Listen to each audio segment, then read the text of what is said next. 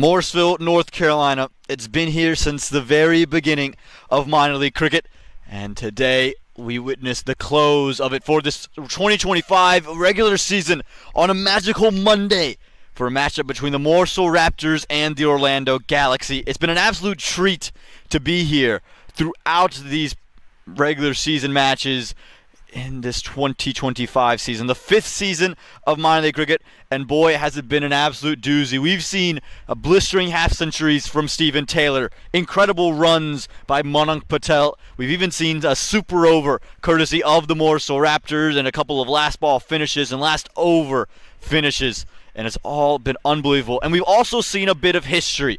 It's Mohammad Mohsin with his first fifer, Stephen Taylor with those back-to-back 50s. Gurjit Singh and this ground have become great friends. But one man who has spun his way into our hearts, Sarbjit Ludda, became the first cricketer in minor league history to take 100 wickets yesterday. Myself and Nate Hayes, we got a chance to catch up with him just to talk to him about his incredible achievement. Let's go have a listen. Firstly, congratulations, Ludda.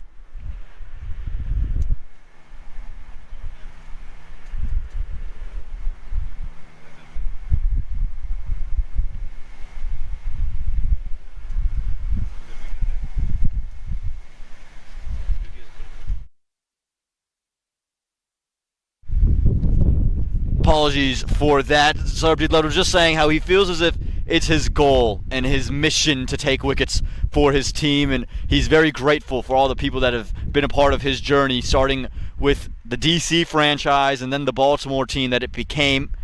And he's absolutely blessed, he feels, to be in this position. We feel blessed to see him operate on these wickets and in this ground and in this league. And this wickets have been brilliant. We've seen pitches here deal with 9 consecutive matches. Well, let's see what today's has to endure. I was out there in the middle just a little bit earlier. It's talking about all the conditions at play out in the middle. Time for the pitch report, and we're on the same strip that we used yesterday, but there isn't much different. Let's go down and have a little look. Again, you're going to see all of this green grass still over it, so keeping everything intact. The hardness is always a question, and if I get a feel in nice and hard, let's have a listen. Yeah, gonna love that. Seam bowlers should get plenty of bounce. I think there'll be a little bit of turn because it's a used surface, but I'll bring you back up now. I think there's gonna be runs on the board. 150, I think, is a minimum here. Plenty of seam. I think there's something in it for everybody. Should be a fun one at Church Street Park. Same strip, very green, and could be great fun to be a part of this surface in particular and what it could mean for both the Raptors and the Galaxy. Remember, this was the matchup yesterday where the Raptors chased down a total, a measly one at that for the Orlando Galaxy. The Galaxy are still winless on the season. They're looking to correct that, but it feels like the toss could play a big role. Yes, there isn't that evening dew that would be in consideration, but there were a couple of things that happened to the pitch last night, maybe a little sprinkle, and new day, new conditions, new opportunity for both teams. So let's go and take a look at that all-important toss to see what is going to happen today.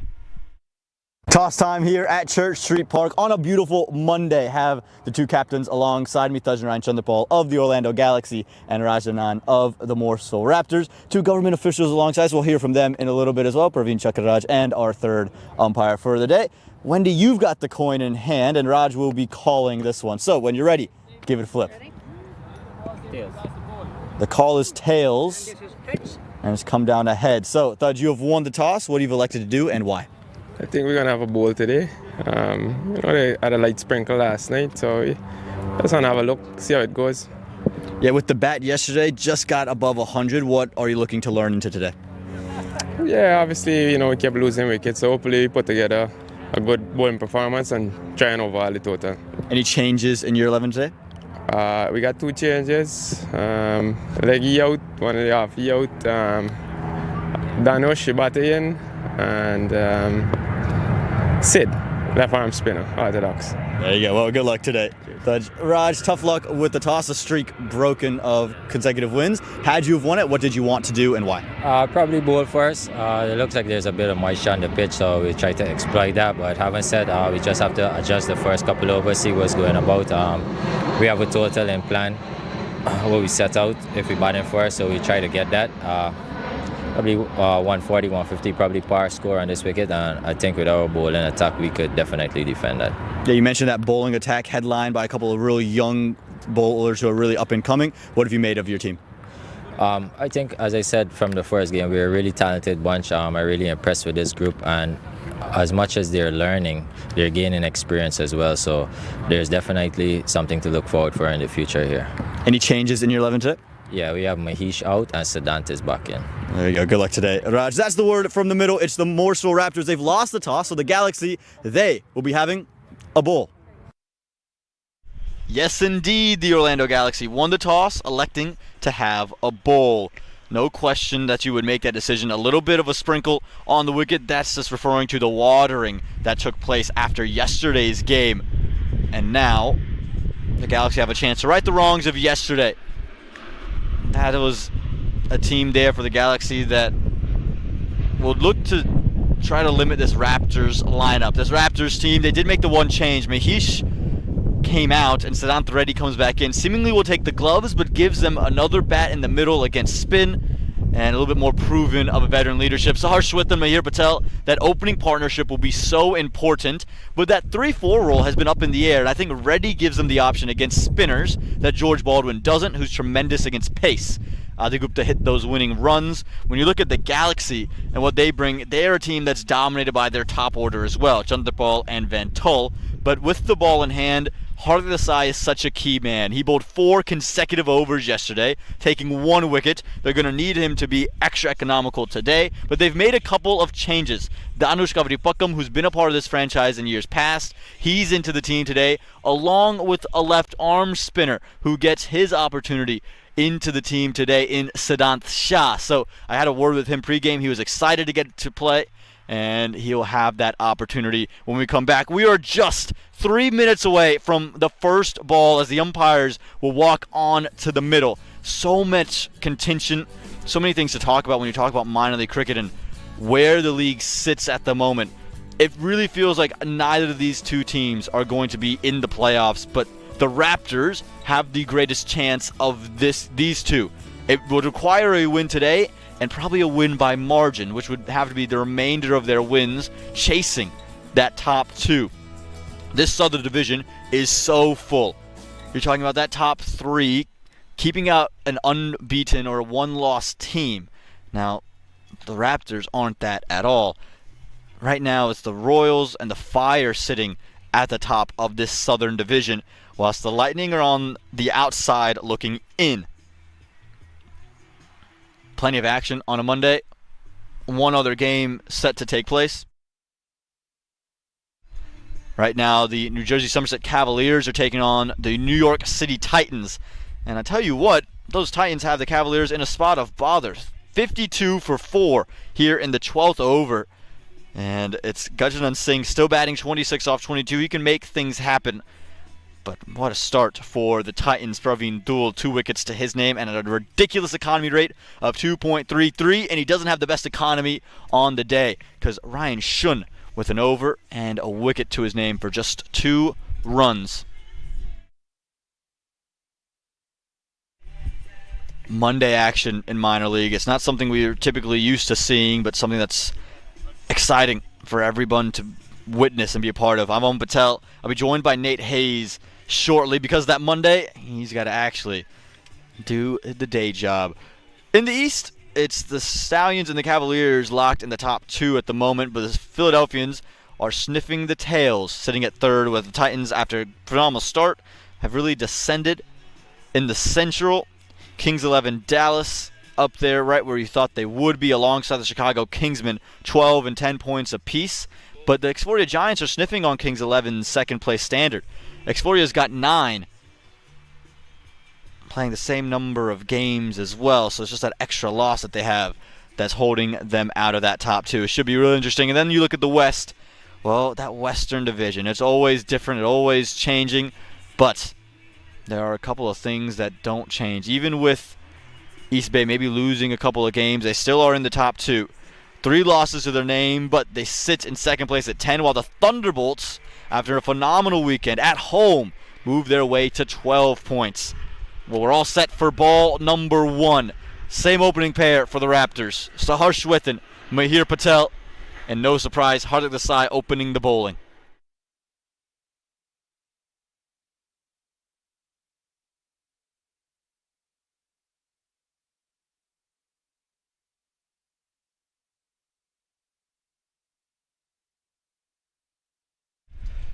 Shwethan and Patel coming off of innings of maturity from each one of them. Patel 2 matches ago where he scored a brilliant 81 that brought his team into a position to beat the Lions.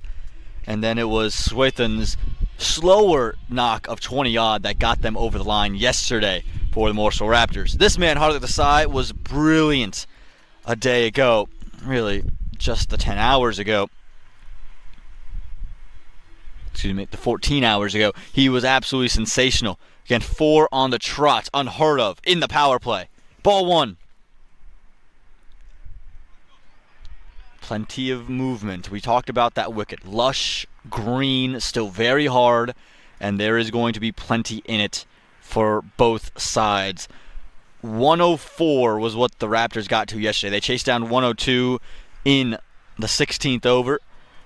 I think 150 is where you're eyeing, but we heard from Rajanan, he feels 130 can be a real par score.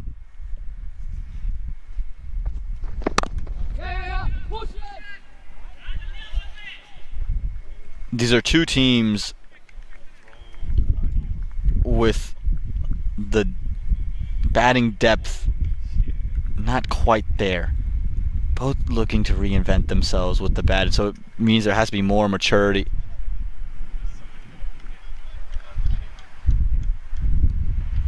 And early breakthroughs are really the key to keeping any of these teams down. That's what the Raptors did to the Galaxy yesterday with the ball. You talk about when those wickets fell. Overs 2, then 6, 8. And then once you get into that top 3, you're really in a place where you can win the game and keep the opposition into a low total. They don't have the depths of a Royals, of a Lightning, of a Fire. Very top heavy.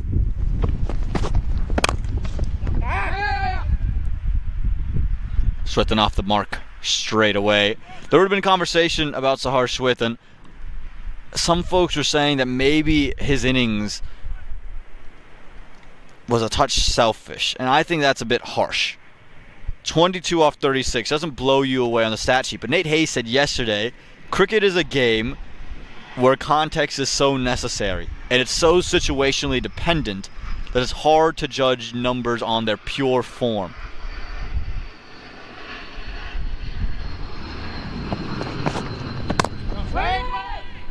I believe those 22 runs for Saharsh may be his most important 22 runs that he scored in minor league cricket. Because you look at the context of 2 days ago where he threw away his wicket, playing a switch hit in a situation that didn't demand it when they just set the field for it, to then take all those lessons 24 hours later and apply them and remain not out winning his game for the side. I think that's a valuable lesson. And while, yes, 22 off 36 in a T20 traditionally might be a little bit selfish, I actually think it was a selfless innings for him to hold himself back from playing some real aggressive shots early. Desai's gone off to a great start, picking up where he left off. Had an economy of 3 yesterday. And that's not where you want to be. Patel's so good on that back foot. Cashes in with the first boundary and spoils what would have been a really good over. 6 for none after 1. We've talked about it time and time again. Patel's so good on the back foot. You let him set up for that shot, he's going to take advantage every single time. Closes over 1, 6 for none.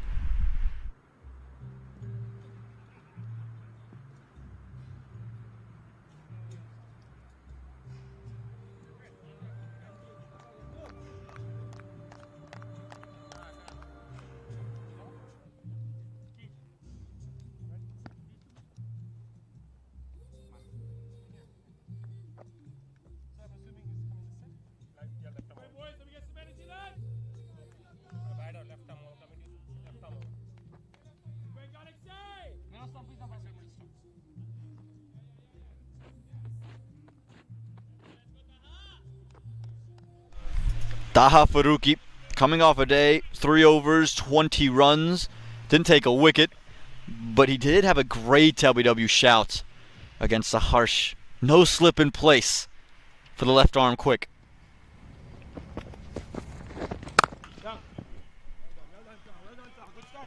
And I had a conversation with Faruqi yesterday, actually. I was having a conversation with Adi Gupta, and he came up and joined us, and he was talking about what his plans were. I was like, that's a bold decision to do that to the opposition that you're playing tomorrow. But he was very candid that, he sensed that these batters like pace on the ball, so he's willing to slow things down and try to swing it and not provide that pace. Right there, again, while it might be a bit short, he hasn't given Shwethan the pace to attack and latch on to.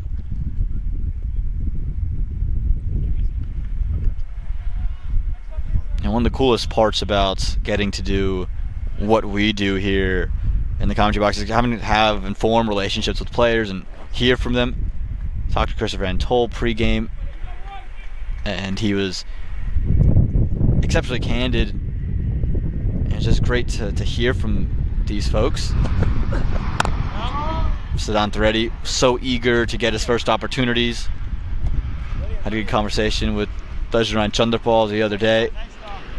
Even got to the point where he asked me the time. He looked at my watch, and I gave him a different time than my watch had. And he goes, "What's up with your watch then?" And I keep it 5 minutes ahead. I keep it 5 minutes fast, as he would say. Otherwise, I'm going to be 5 minutes late. Full toss, met, and met well. 4 runs for Mahir Patel. Never going to miss the timing on this one, Patel. Full tosses, he deals with it nicely. Even with the width, doesn't lose his shape. It just hits through the line of the ball. Patel, he's looked better and better, filled and brimming with confidence. Remember, this is a man from Canada, represented the Canadian under-19 team, and he's looking to make his way into the Canadian national team setup, yet to make a debut for them. And a good minor league could go a long way to helping his career. Catch. Cry of catch. No one's there, and it doesn't matter. It's all the way for 6 runs.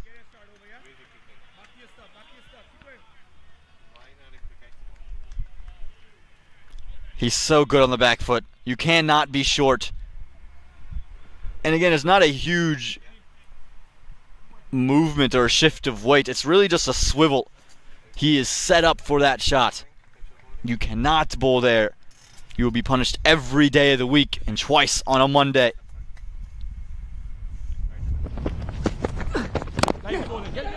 Better lengths, but great over for the Raptors. 12 come from it. It's 18 for none.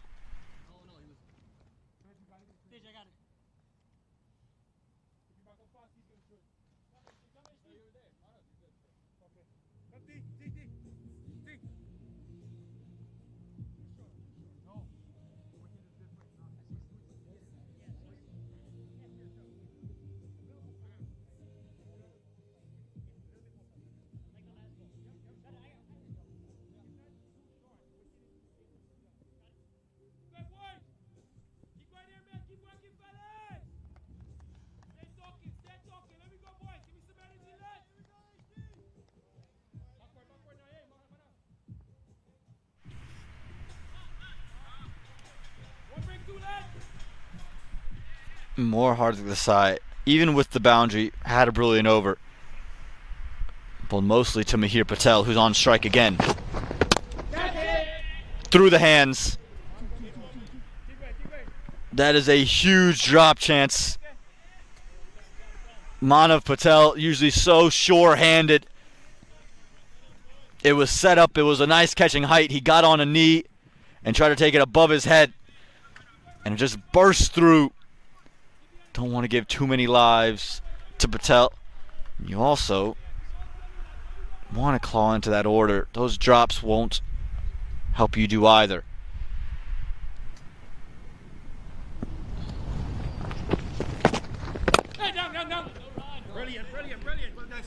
Yeah, we heard from Dajran Chandrapal at the toss talking about just wanting to clean up those little mistakes, and He's mainly referring to mistakes with the bat, but in the field as well, there were just a couple too many opportunities that went awry. But usually they're so sure-handed. These Galaxy, they've really upped their fielding game from a couple seasons ago. Wide from the side. You know, if you would have flashed back to 2023, even 2024, and they play here at Church Street Park, they would take poor angles. They would really get spun around in the outfield. You just felt that they weren't used to playing on this kind of a ground, on these turf wickets. I think the addition of the Orlando cricket ground is such a huge benefit for them. That time Patel cleans it up. Orlando also very happy to be headed back home. Again, as the regular season ends here at Church Street Park, it's not the end of the regular season of minor league cricket. There will be plenty of action all over the Southern Division, predominantly at the Putnam Veers Cricket Complex and the Orlando Cricket Club, cricket ground rather.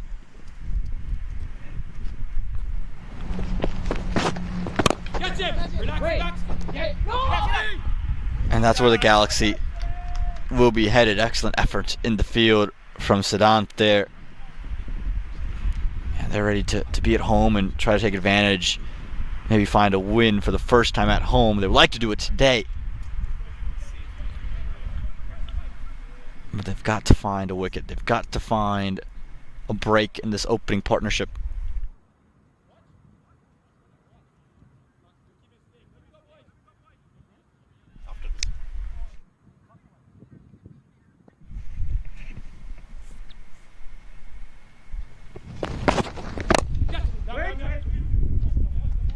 Ball seems to be following Manav Patel. Can't get away from it. Sahar Shwetan, again, you can just see it in the way he's approaching. Maybe does feel a bit of pressure after last night. I don't think he should feel it. But again, there's some talk that maybe he's needed to play a little bit quicker, not let the game get that deep, that close. Again, I thought it was his most mature innings. But he's coming out with some serious intent in his first 7 deliveries.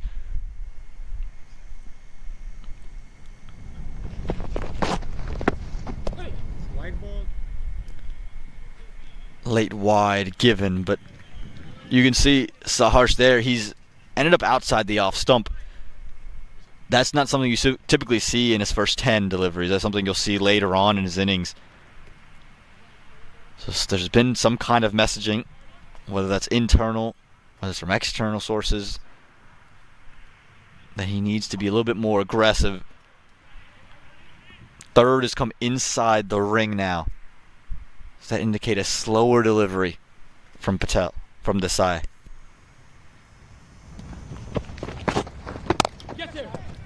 Just over. Just over. And add insult to injury, will go all the way for 4 runs to close over number 3. Fractionally short, fractionally wide, and just enough bat on it from Shwetan. Breaks through some of the shackles that were forming. 25 for none after 3.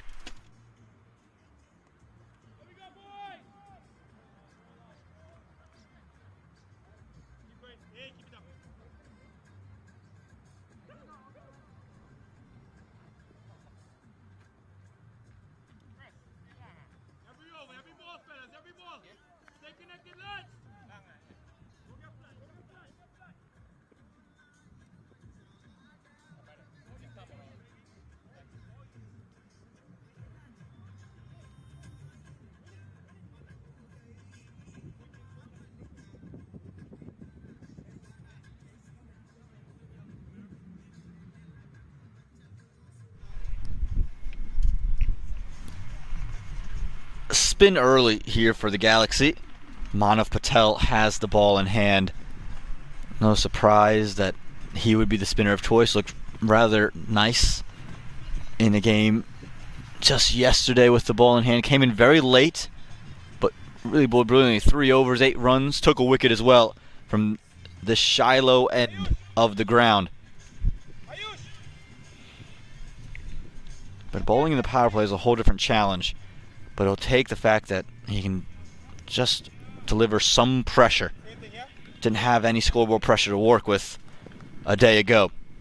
Starts to Patel.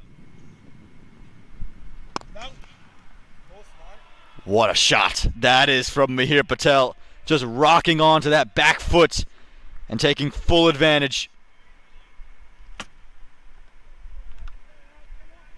Look at that. That is a shot of pure class. He's just giving himself that bit of width, backing away. And again, operating the power play. Knew he just had to clear the infield. I think Patel's maturity has been the real standout. His understanding of where the fielders are and what shots he can use. Van Tol's had a word with Manav Patel. Yeah, I think that's the conversation point. Mihir's so clever on the back foot, and he feels like he has so many options. So you want him on the front foot, and that sort of seems to be where he feels maybe slightly weaker. Well fielded. Excellently stopped. Siddhant Shah. First time in this season, and he's been utilized in the field already. So the words from the savvy veteran keeper Van Tol paying off. Gets through everybody. Man, oh man. Van Tol doesn't miss many, and that has barely missed off stump.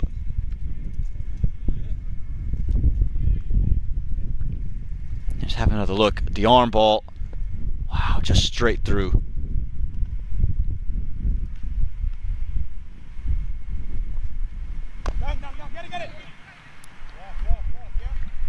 Gets off strike. Mihir Patel. That's the other key. Again, the running between the wickets, always something to look at for the Raptors. A couple of different partnerships. But this partnership has started to really understand each other and understand the habits running between the wickets they both prefer. Nicely worked from Saharsh. Calming down after what would have been a little bit of a rash end to the previous over. Close of 4-31 for none.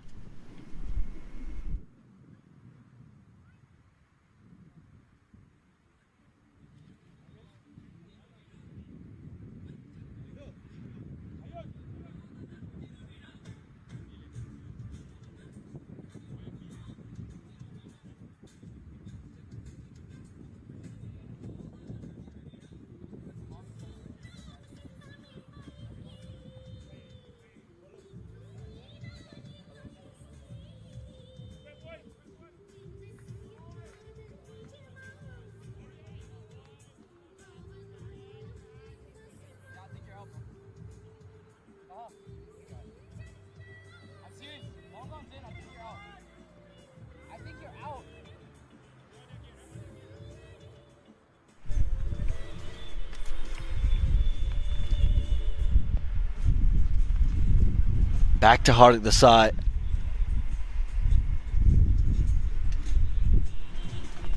We saw him bowl 4 in a row just a day ago, and so they're continuing to utilize him to the fullest capacity.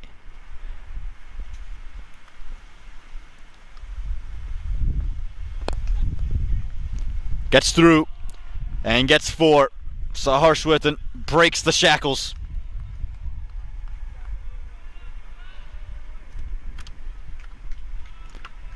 Yeah, it's just a touch too full. And that inward movement was there, but Saharsh had mapped it out perfectly. And just helps himself. No mid-wicket in place, always looking to be aggressive.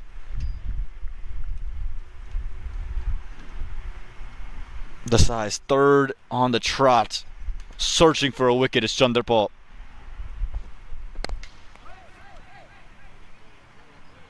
Yeah, gotta get back to Awesome. They're two very different players to bowl to, Saharshwithan and Mihir Patel. Again, Patel very good off that back foot. Shwithan, he does have those back foot shots, but it feels as if he wants to be driving, if he wants to be on that front foot and let his hands do the talking. Not too many flaws in either game, however. Straight up. Could be a chance. Put down again. How many times can you put it down?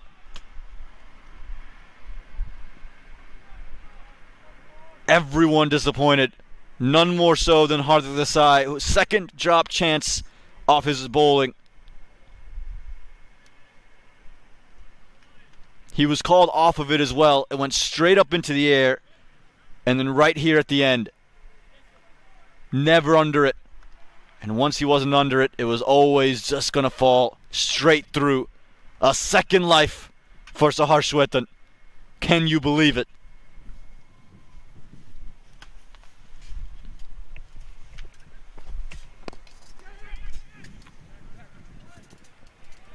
These are the little things that Dajran Chandrapal was talking about. It's not just with the bat, but you can't take anything for granted in the field. And you can't afford to drop someone as valuable as Shwetan is to this Morrisville lineup.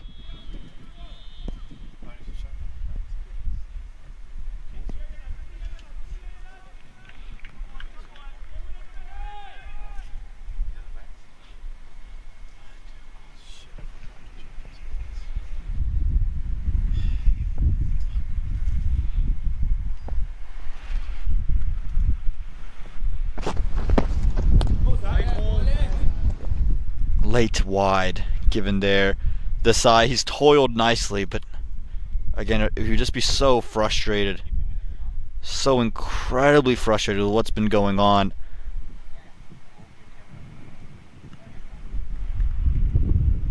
The two drops, just killers, backbreakers.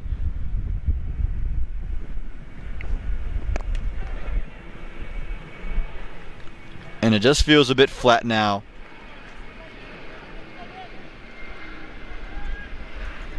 The Galaxy, they're just lacking some energy in the field. I think when you look at the Fort Lauderdale Lions and the Raptors, the two teams also in this division that you just feel are in the same boat as the Galaxy, there's that level of noise from one individual. There's a fire, whether that's Rashesh Behera, whether that's Adi Gupta, Sahar Shwetan, Ronak Sharma. You just need a couple of individuals with that same fire. Mario Ramprasad's a great example. Who is it for the Galaxy to provide it? 40 for none after 5.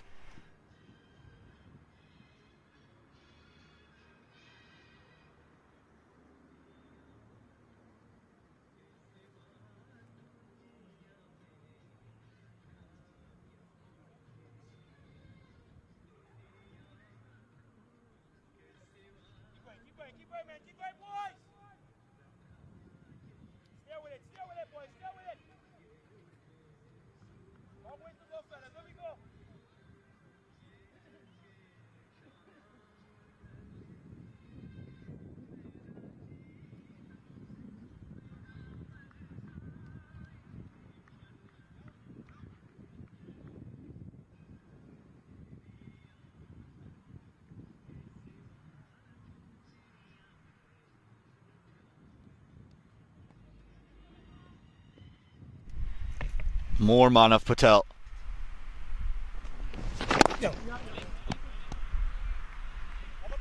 We heard Anand say that the Raptors, their minds would be around 130, 140. Last night he said 130 was par, he feels, on the surface.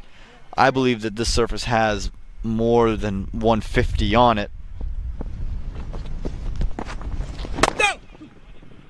But I think you can see that it's so clear with the openers right now that they're not looking to get to 180,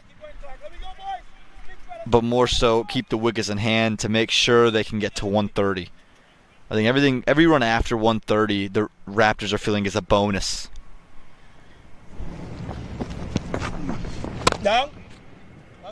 Well stopped. Siddhant, another left arm spinner, sure will be in action at some point, maybe taking the next over.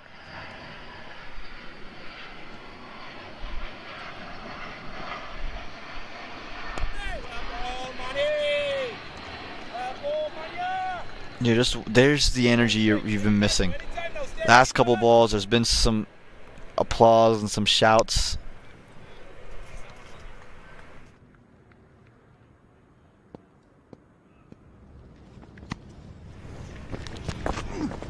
Catch it out. Hey, go. Slide. Loosener, a real loosener.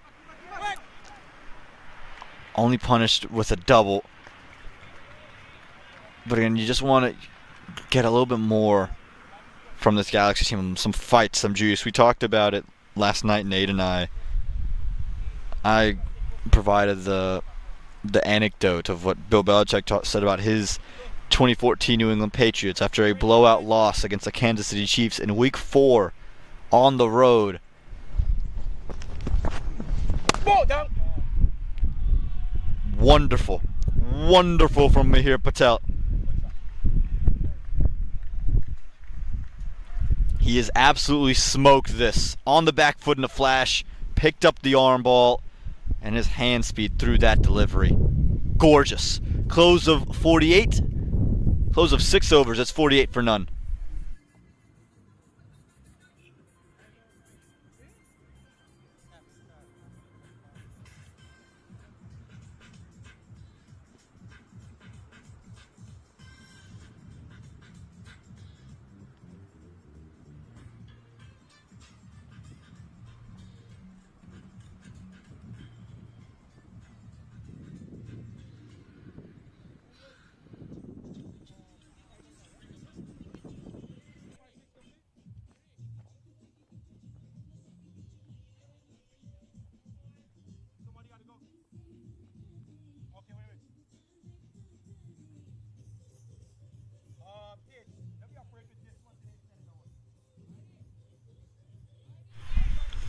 Fight. That's what we're referring to. The quote from Bill Belichick, who was asked about his team's performance and asked about what he saw from his team, and he said, "What I saw from my team was we didn't quit." And he said, "I know we just lost, but there's something I can work with." That's what you want to see from a young team and from a team that is winless at the moment. Where's your fight? Pranav Batad presented some of that fight yesterday.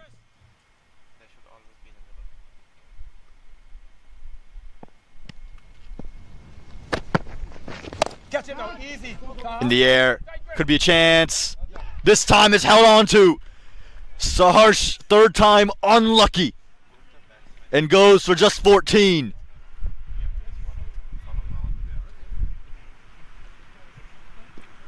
Really nice from the youngster. Just tossed it up. The carrot was out. And Swethan just swinging too hard. Out of his shoes, and he's out of the crease. Goes for just 14. It's 48 for 1.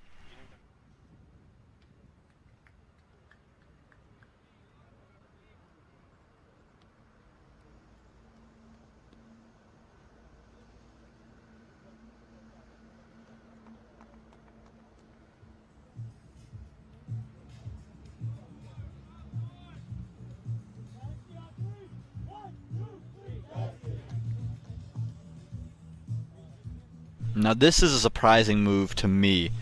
George Baldwin, brilliant cricketer, batted really nicely yesterday. 40 off of 33, high scorer. I would have thought Siddhant Reddy being in the team today would get the bat, get the nod for his exceptional batting against spin, his comfort against spin, whilst Baldwin is much more comfortable against pace. American-born, has lived in England for most of his life. He's played a lot of cricket in Australia as well. So likes pace on the ball. The most of the damage he did, the 2 sixes that he hit, came off Orrington Hamilton. So maybe would have saved him for the return of pace. Instead, they've backed him back at number 3. Not a bad move, just a curious one with Reddy in the team. Batad was brilliant with the ball. Did get the winning runs hit against him, but he took a huge wicket yesterday. It's a very young cricketer as well. Saw him and Adi Gupta share a smile after the game. Good friends, the two of them.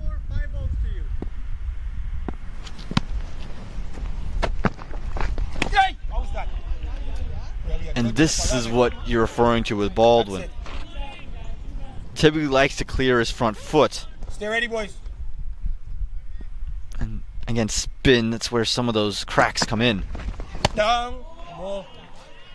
He's talked to Nate Hayes and myself about this, that he just hasn't seen this many spinners in a game when he's playing in Australia, playing in England.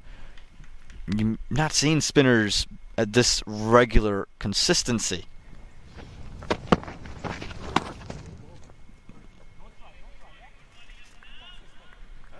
Is that not a wide? Interesting signal. Maybe telling the young bowler that just walking into that neutral zone.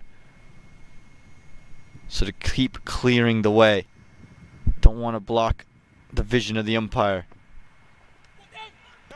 Oh, outside edge. Genuine outside edge. Maybe get the slip up.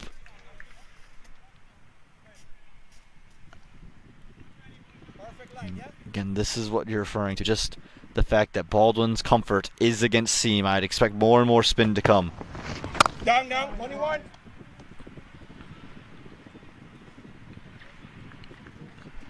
I think the interesting thing now is Mihir Patel. Is he looking to bat through the innings again? Or is he happy to now go for gold and post power play as the 50s come on the board now? Push the runs.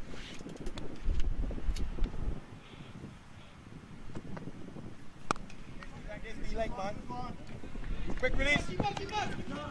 Single to close over 7. 51 for 1.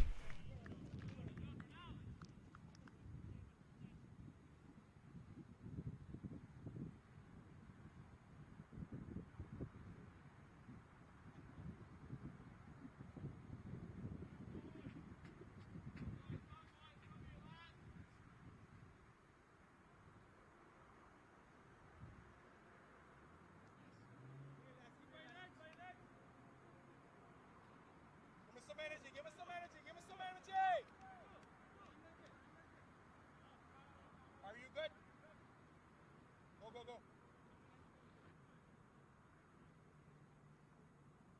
That's good. You want deep square or backward?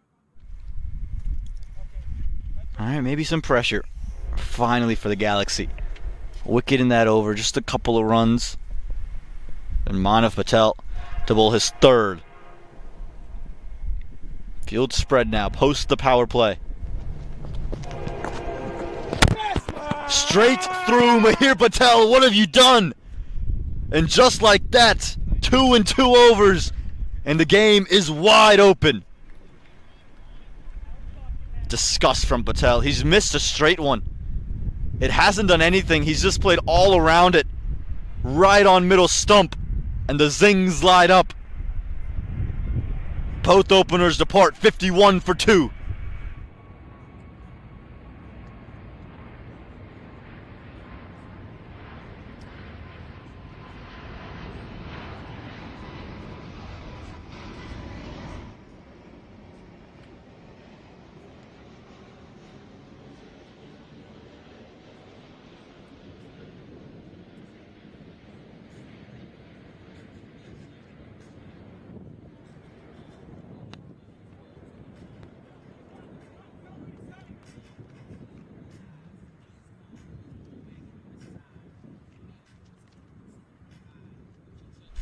Well, here is Siddhant Reddy.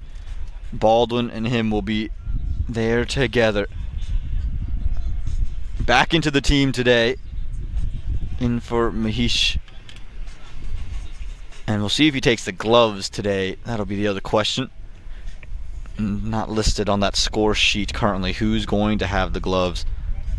But with the bat in hand, he's known for what he does against the spinners. This is his operation and where he likes to be.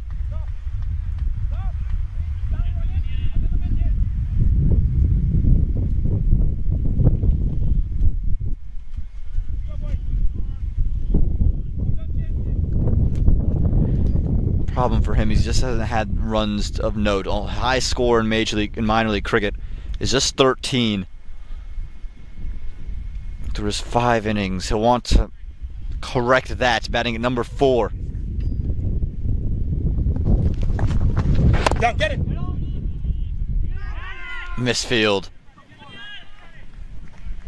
Can't have those. Need to be cleaner in the field. That's a good angle. That's a way to let off serious pressure.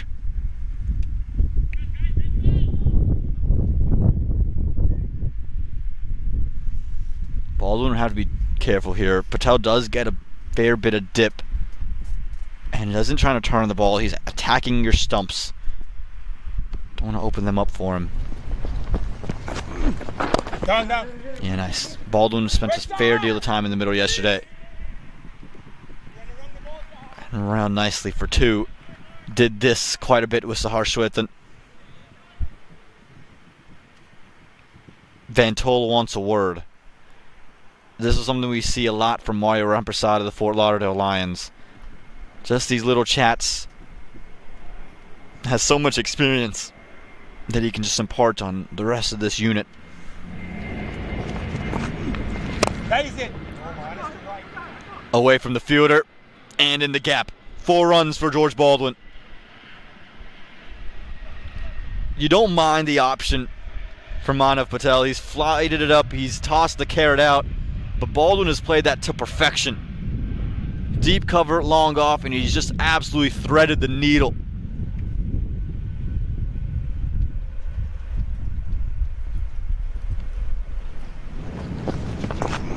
That's the bowling I'm talking about. That's the bowling. That's the bowling. And if he can carry over some form from yesterday's game, the Raptors would be in really good shape. Again, that batting depth just not to speak of.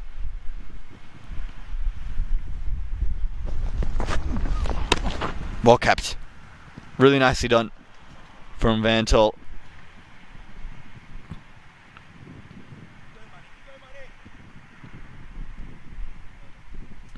Came up actually before the game and talked to me about an incident from yesterday.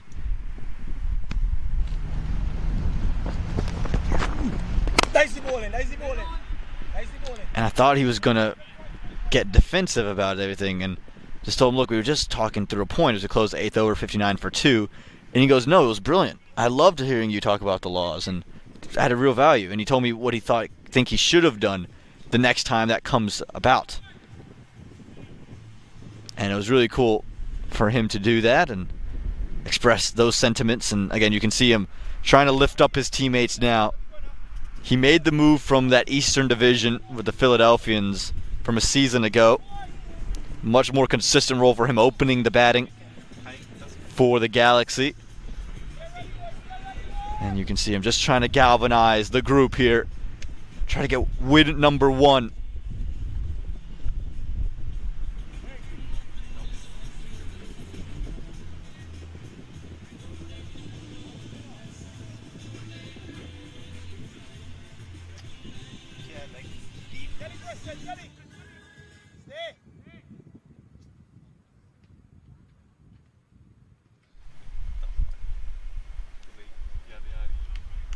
No one's stationed at mid-wicket or fine leg. There's kind of a cow corner inside the ring.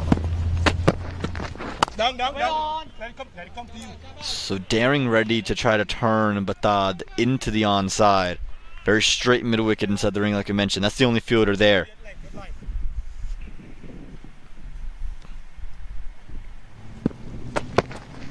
Hey! Siddhant Reddy.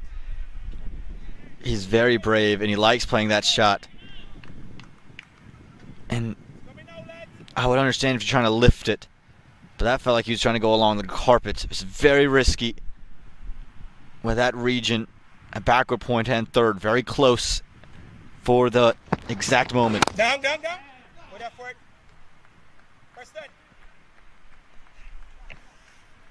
And again, the Raptors aren't eyeing 180. See, Reddy's asking for some spikes. Just caught a little bit of a slip.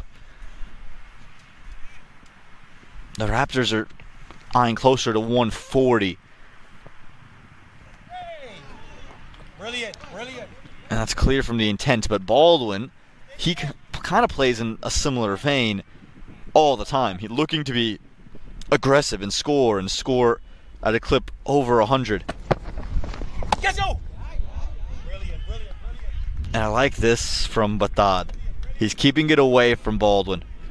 Baldwin's more inept of finding runs and singles off of his pads. His boundary balls come from a bit of width, but against spin, he's just hesitant.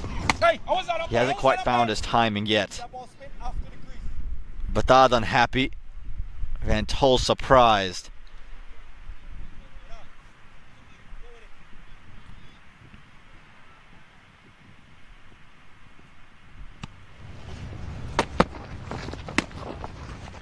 That one clear. Again, you can see the ploy.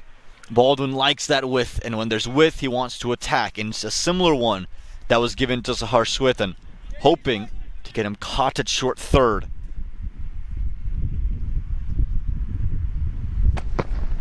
Bowling, hey, that's it. And just the 4 runs from over number 9. It's 63 for 2.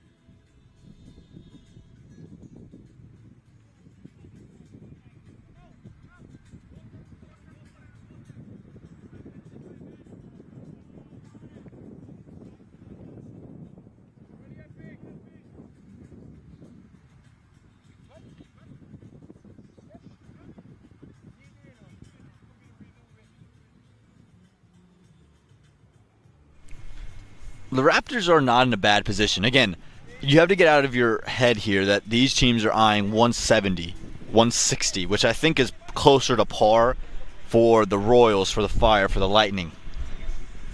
The Raptors are eyeing 130 and 140. So they're in position to get there. Still Adi Gupta to come in the back end, Rajnanan. So 2 of the bigger hitters that they have. Murray Tyson's been able to lay into a couple. Yes, man! Straight through. Manav Patel having himself a day. His second wicket. Baldwin disappointed. And this was the perfect delivery from Manav Patel. Maybe stayed a fraction low. I think it didn't. I think it really just came right back on to Baldwin, and he was just not ready for that arm ball. Didn't pick it. He has to go for just 8 at 63 for 3.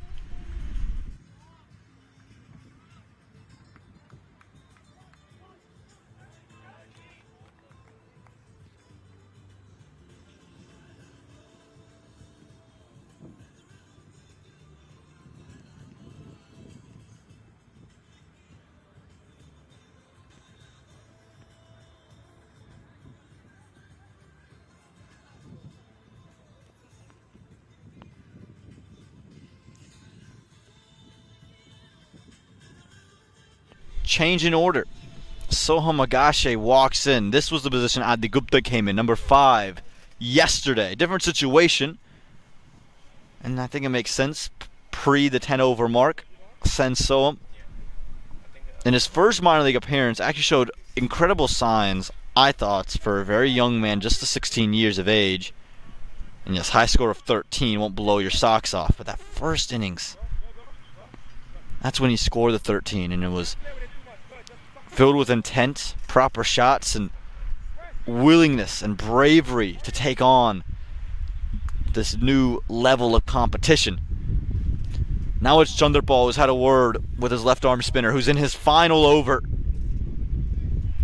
And his figures are all 2s at the moment. Wouldn't be surprised to see the arm balls keep flying from Patel.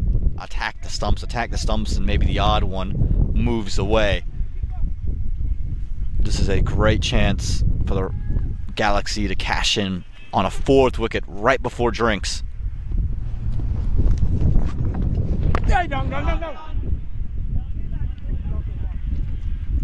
How many dot balls can you string together? How patient will Soham Agashe be? How able is he to get off strike?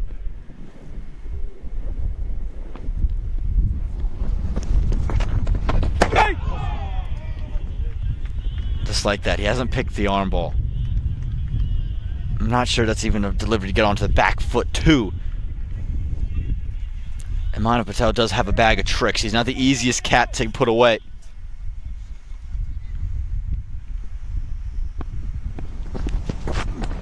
Yes!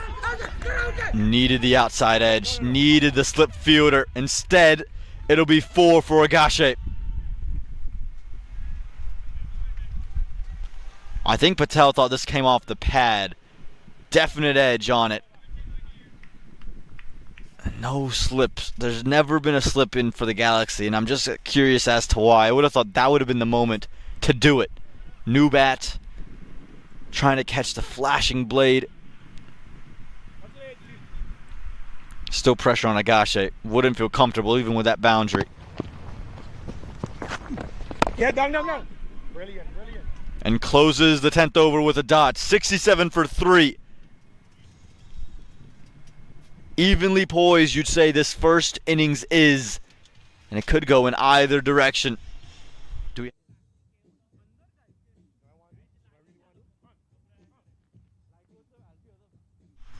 We'll take a short break with the players and the match officials. Join us when we return here at Church Street Park.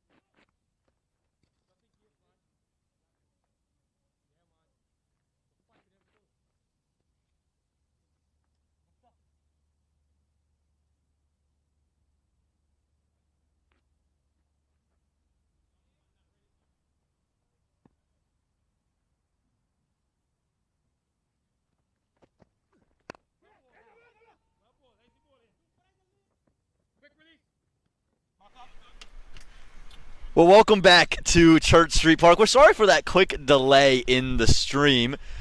Microsoft updates. They happen at the most inconvenient times. And you know what? There's a certain movie clip that maybe just is too relatable at times. Close at 12 overs. It's 82 for 4. I'm Om Patel. I'm joined by Nate Hayes. We told you Nate was going to get here as soon as he could from work. He's got an actual day job. Unlike me, he's claimed that I only have $8 in my pocket. It's because I don't have a day job like Nate, and I can sit at Church Street Park all day. Well, I only have $8 in my pocket because that's what happens when you have a family and stuff. Oh, wow. Now he's rubbing that in too, No, it's I'm a little jealous of your youth, that's all. Like Ted Lasso said, don't let the wisdom of age be wasted on you. Because they say youth is wasted on the young. He flipped it. And I like that quote. Since we've been gone, what's happened? Well, Sohoma Gashe was bowled by Pranav Batad. That was in the over following the break. So Aditya Gupta has made his way out into the middle. And we saw Siddhant Reddy cash in with a couple of boundaries alongside Aditya Gupta, 4 each. And Batad's been brilliant today. 2 for 10 in his first 3 overs.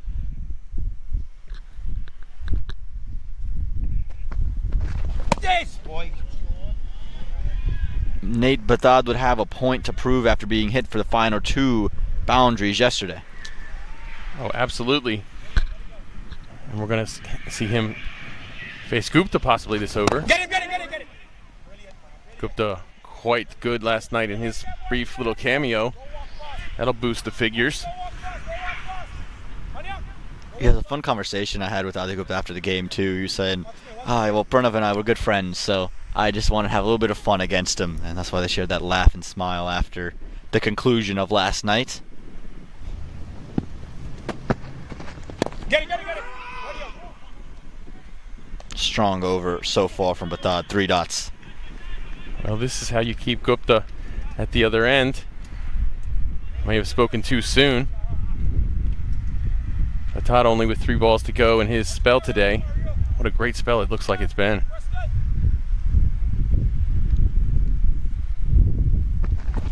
Yeah, what was that? Good support, fellas. Good support. Stay ready. Yeah. Pass. So, Mon, you had mentioned par being 130, 140 here with 7.2 overs to go. Morrisville at 82. What do you think that looks like right now? Yeah, I think it's still well on their way to get to that position, Catch it out. Easy press. but need more of shots. But this one might not have gone his way. It hasn't. Straight to the fielder. And Pranav Batad, he claims wicket number 3 for the day. Well, it always looked like he didn't quite get enough of it. Right off the bat, it didn't sound the best.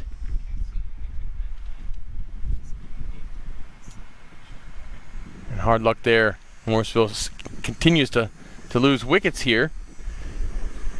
Siddhant Reddy goes for 10. It's 82 for 4. Correction, 82 for 5.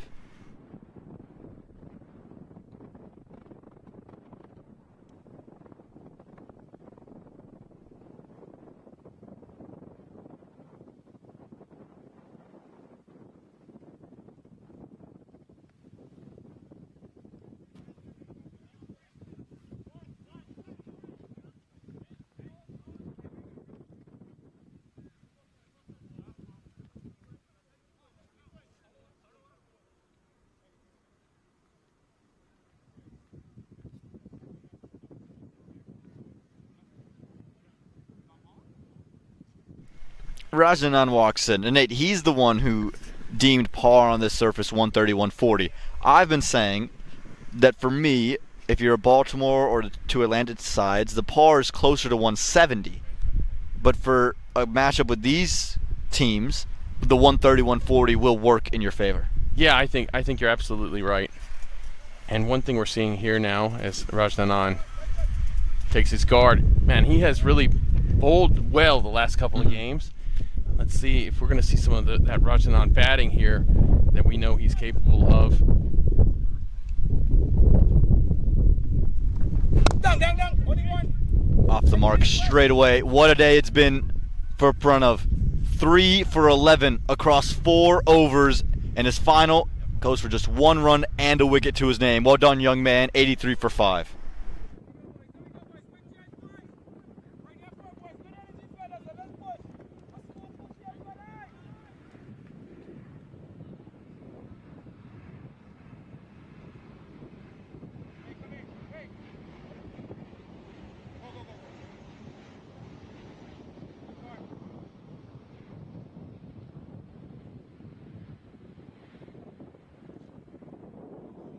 Lefty, somebody gotta go, somebody gotta go.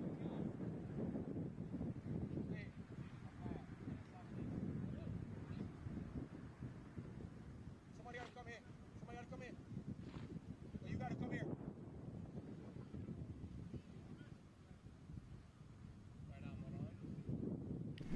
Dajanarayan Chanderpaul comes out with the ball in hand. So the two captains will face off.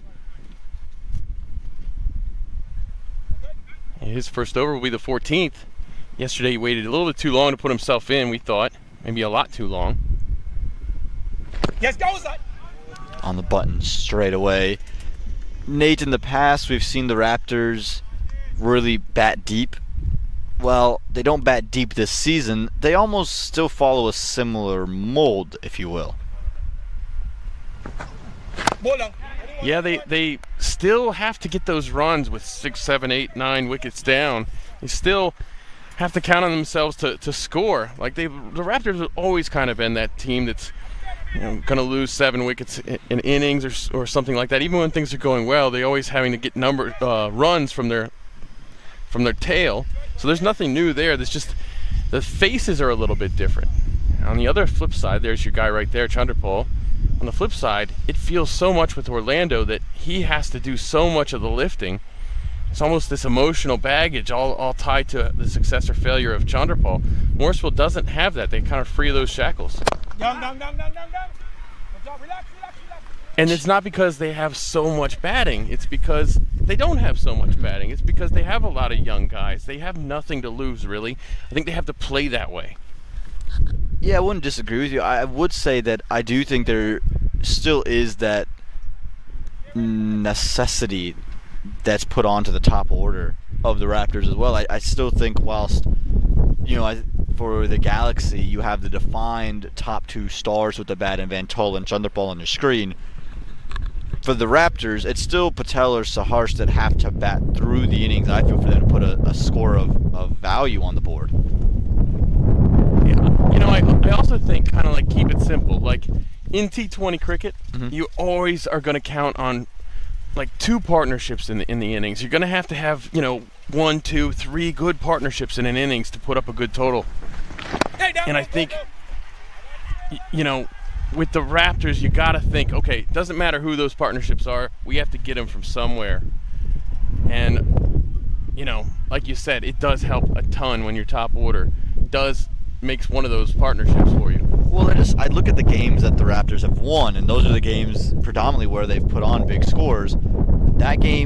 Those games you've seen Mahir Patel score 80, Saharsh have an unbeaten 20, and then Saharsh again have a 30 that was extremely valuable. So I still do feel that the openers for Morrisville are their most valuable assets. Close of 14, 86 for 5.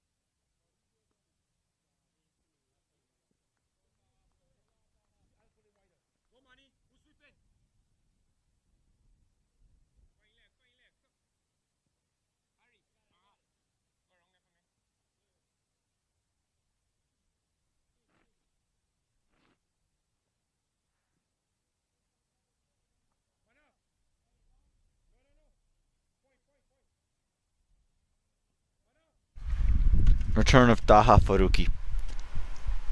Just had that initial over that went for 12. But he was taken apart by Mahir Patel. Now 2 different batters to face. I heard Faruqi talk a lot yesterday about how he tries to take pace off against these Raptors batters. He feels as if their biggest strength is hitting with pace, so he likes to just be a touch slower. Yeah, I think that's an astute observation by Taha Faruqi.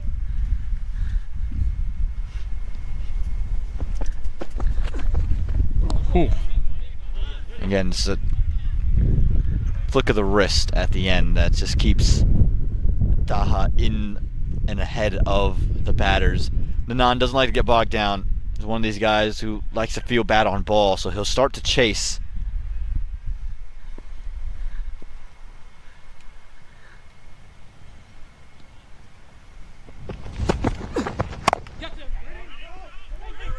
Could be a run out. It was interesting there because you heard waiting no, and they still went off and ran. And that one a little bit wider. And to me, when you bowl a slower ball that wide and at that length, it becomes a little easier to see it, to pick it up early.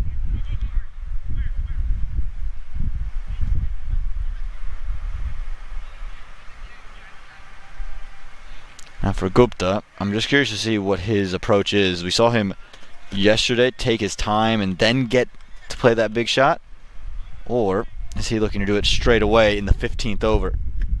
Boy, he did a great job last night.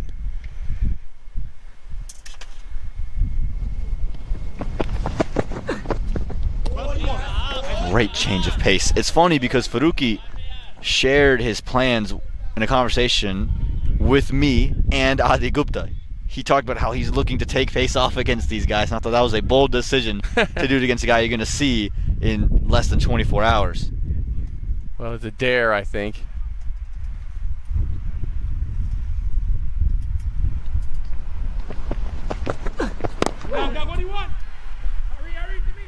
Adi Gupta's hurt. He is limping at the other end. This is not good. He is calling for the physio, and it's that right leg. It's his hamstring. He's just pointed to the back of his right leg. That's not something you want to see. This is a man whose career has been riddled with injuries. Oh, that's never something you want to see. Oh. Well, let's hope he can stretch it out here. Maybe it's just a cramp, and they are rubbing on it right now. Could have just gotten a cramp in the hammy. I mean, he was just running straight ahead, you know. I guess coming out of the blocks quickly, you can hurt your hamstring that way, but it could have been just on the weight transfer on that shot too. He had to kind of late get onto the back foot and pivot across. He's back up and moving again, but it's always scary to see Adi Gupta limp around.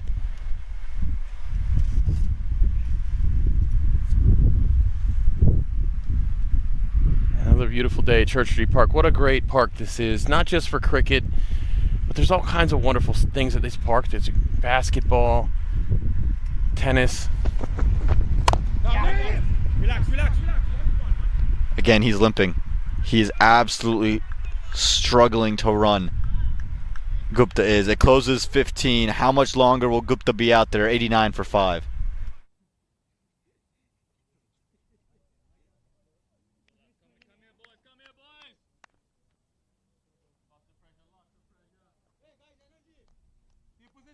Same thing, lads. Energy. They are behind the ball. Who's over there? Sid, wake up, yeah? Don't fall asleep.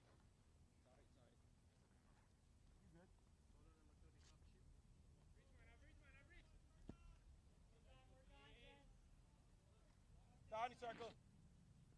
Circle down. Now too wide, Clarky. Hey, too wide. Stay.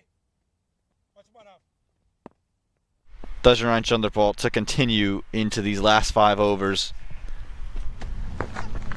Down. On the pad straight away. When do you think Nanan or Gupta flip the switch here and look to be aggressive? Well, I think it's a good time to start. Once Nanan feels like his eye's in enough. I'm definitely worried about Gupta here. His ability to run, his ability to bat the way that he needs to. We saw him yesterday come up the pitch and just destroy one well over long on. He's going to be able to move his feet that well with his hamstring bothering him? That's my question. Catch you now. Up. Easy, easy. Up. Bring up. And gone. Knew it was about time. Gupta's health was the concern. Stationed on off stump, and Chandrapal takes his wicket. Well, that answers your question, Aman. When are they going to go? It looked like Adi Gupta said, you know what, I don't want to run. I'm going to hit or get out. He probably would have wanted a couple of sixes first, 2 or 3 of them, but he's going to have to go sit down now and rest that hamstring. Now the question becomes, will he be able to be effective in the second innings? Let's see if he can make it out there. He goes for just 8. It's 90 for 6.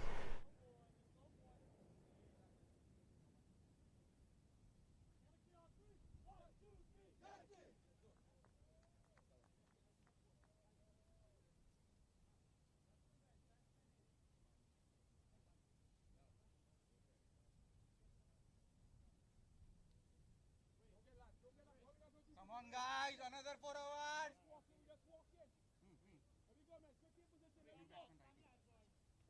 Right here, strike. Sit. Wake up. I actually just good. I know you be thinking about when you're walking back and tell you take this. I don't want you thinking, I want you looking. God, next up, please. Until you see something crazy happening, you believe me like, yeah, boy. Trust me, yeah? I'm your biggest fan. It's my job to be the asshole. Go, Manny. Stay with that boy. Stay with it. Murray Tyson's in. And we saw intent from Adi Gupta. Just look at the way he sets up here. He's on off stump and then moves outside. So there's never any question, I think, for Chandrapal. Once he saw Gupta give his hand away that early, just slow it down and offer it up. And Murray Tyson's going to try to steady the ship here. Definitely rotate strike as much as you can. Hey, get you. In the gap and away. Squeezes past and won't get all the way for 4, but we'll get off the mark. He'll take 2 on that. He'll take that start if you're Murray Tyson. Chandrapal, 2 more balls to him here. Let's see how he approaches now.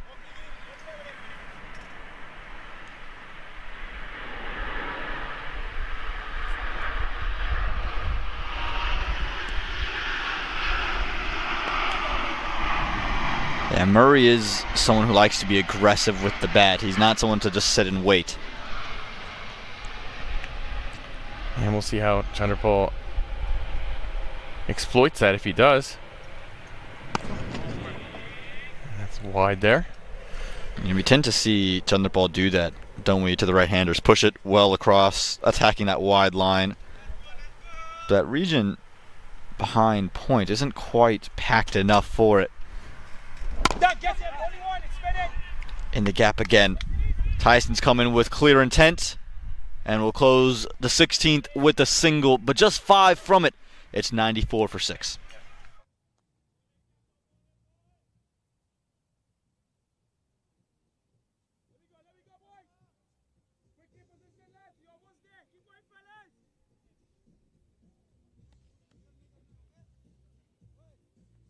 No change, yeah, young man. We have time? Yes.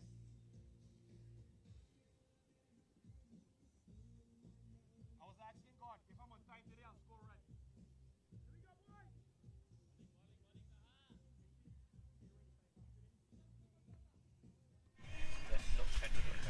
We got Taha. Faruqi still with the ball. Murray Tyson on strike after that single from last over. Murray Tyson's names. Sometimes you have a guy who has 2 last names, and sometimes you have a guy who has 2 first names. Murray Tyson has 2 names that could both be last names or first names. Aman. That's pretty cool. Yeah, no doubt about it. Plenty of Tysons, Mike Tyson, Tyson Fury, same sport, which is funny enough. And then plenty of Murray's last names. You got Andy Murray and Kyler Murray, Jamal Murray. Eddie Murray, baseball player. But who is the Murray with the first name? Usually they're just not famous guys. Just, Ah, okay. you know, they accountants and stuff. Well, there's an American social theorist and author named Murray Bookchin. So I think that's famous adjacent, I'd say. Sure. I mean, in circles that evade us, probably.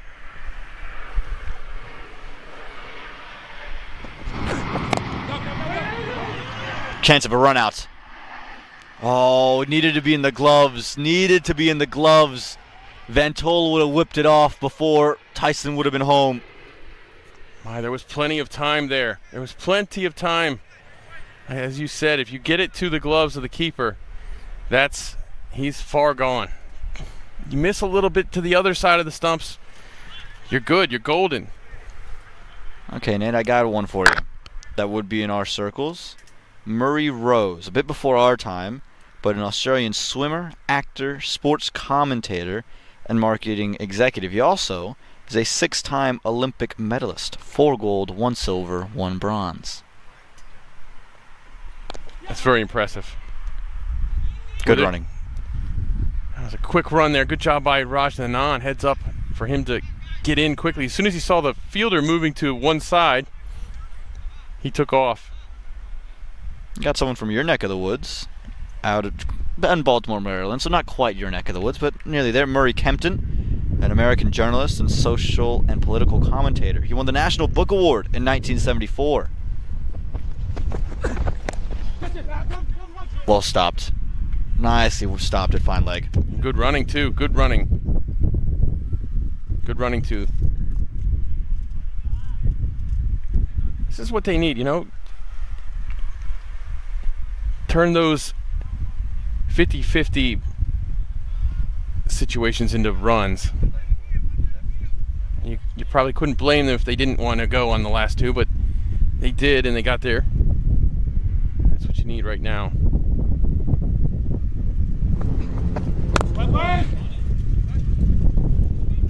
Able to squeeze 1 and comes back for 2. Brilliant running from the Morrisville Raptors. Yeah, that's Raj Anand right there. Made that happen. He knew it was 2 all the way. Boy, he ran that one very, very well.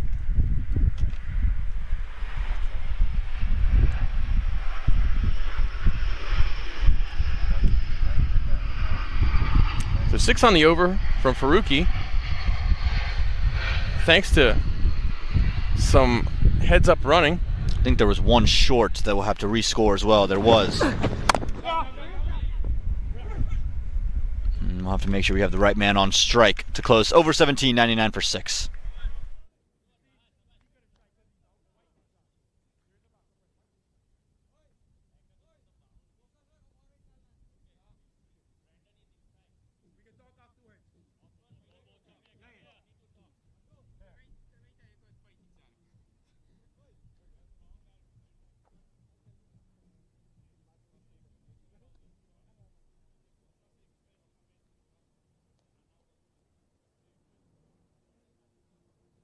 One thing to talk, but you can't always be right, brother.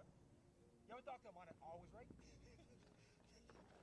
No, I ain't gonna flex me muscle. So they go inside. Too much. Bernie, on the edge.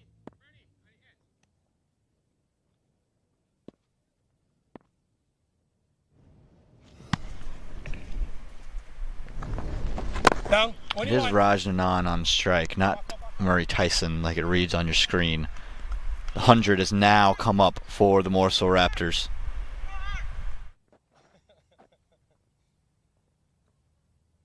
Run. It's a line take for go. Backward, yeah? Backward. Who's betting now?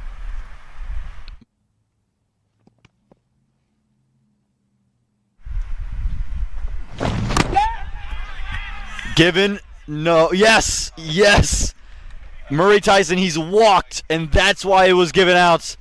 And Chanderpaul picks up wicket 2. This one goes a bit wider. Tyson just feather edges it right into Van Tool's hands. Into those steady hands. You see the height of Van Tool there helping him out. Capture this one, a shorter wicket keeper that might have given problems to. Here we go. Oh no, wasn't as high as I thought, but yes. Edged right into his gloves. Murray Tyson sits down after 6 runs. 100 on the board, 7th wicket comes up.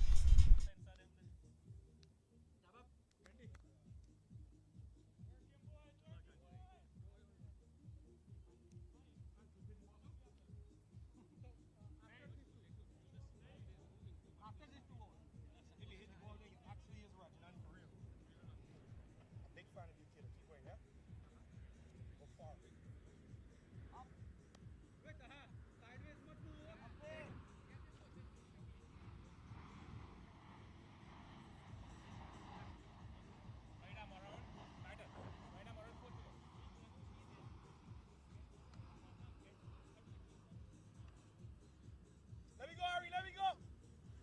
Not too wide, not too wide. Untry walks out into the middle.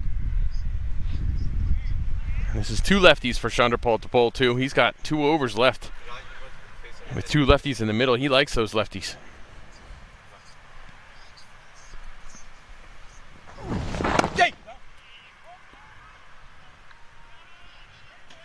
Untry's batting has really come a long way from what started in minor league. It really was a true number 11. I know he's batting at 9, but you do feel with him batting at 9, you can still get runs at 9. Yeah, the batting isn't finished yet. If Untry is in the middle, we've talked about it in prior games, but he does a good job executing, at least with his intentions, doing what he's supposed to do, doing what's asked of him, and he can execute. Straight through, now Nanan goes, and Thajnarayan Chanderpaul brings up his 3rd wicket. As I said, Chanderpaul loves these lefties, and this is why. So good at finding that gap. You'll see the arm ball there, Rajnanan. As he swings over it, he's looking at cow corner. 101 for 8.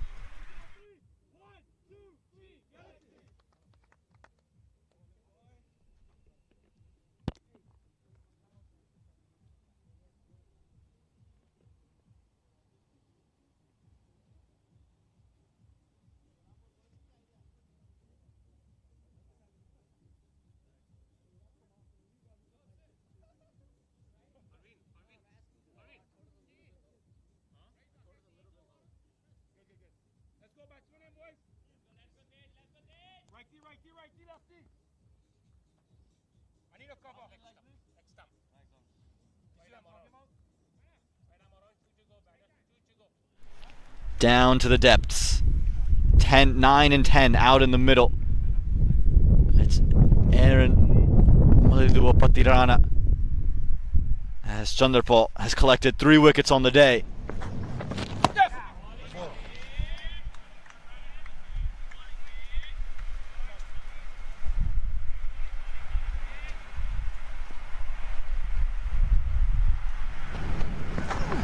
Yes, man, down. Is 130 still reasonable here, Nate? I don't think so. Not with 2 overs left. I think you're going to try now for, you want to see the full 20 overs, get to 115. Got 2 overs to go. Close of 18, 102 for 8.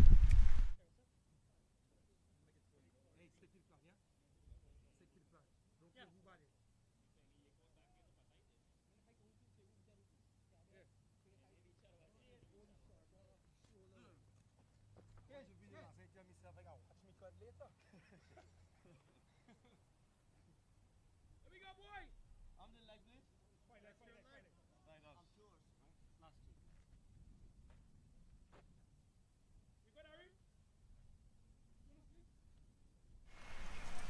Well, remember the Galaxy, they were done all out for 101 yesterday. So 102, don't recommend it as a winning score, but it's not impossible. No, it isn't impossible. You definitely don't want to settle for it. And these singles are just what's required. Every ball, try to find this. Get 6 and over. Off the last 2, get to 115-ish. Give yourself a chance. If you're Orlando here, are you happy to just let them go run a ball from here on out? Or are you going to try to bowl them out?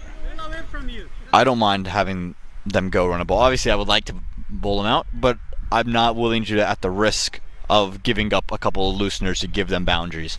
If they get 12 runs, 11 runs from here, finish at 114, I can live with that.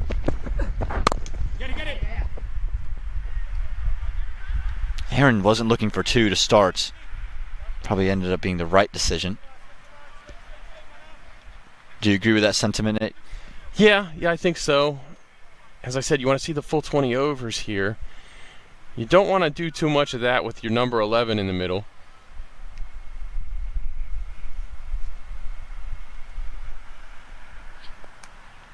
Nicely done. Really nicely done from Aaron. That's a great shot right there. That's the kind of shot that moves you up from 10 to 9 in the next game. Who moves down becomes the question. But again, that's what you don't want if you're Taha Faruqi. In that delivery, he's hunting for that Yorker. He's missed it, and he's given Aaron Malidua Patirana a chance to connect for a boundary. Yes, there's a fine leg fielder inside the ring. Yes, it was in the air, but very risky. And now this over can be real fruitful. There's 7 runs from the first 4. Yeah, that early boundary on the third ball definitely relieves the pressure a little bit. Now if you're on try, you're happy to just take a single, get Aaron back on strike for the last ball of the over.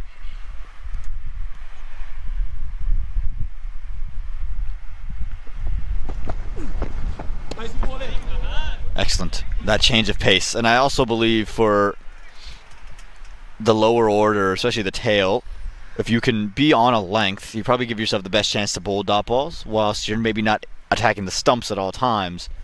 That length delivery seems to be tougher for young batters. Oh, absolutely. It's a very difficult ball for everyone. Cry of catch. Taken. And Faruqi chimes in with a wicket of his own. Orrington Hamilton pulls that one in, gets over to it in a flash. He got over to the ball very quickly, contorted his body to cushion the ball. You'll see here. Watch, he does the drop step. That's very good stuff there in the field by Orrington Hamilton. Close of 19 is 109 for 9.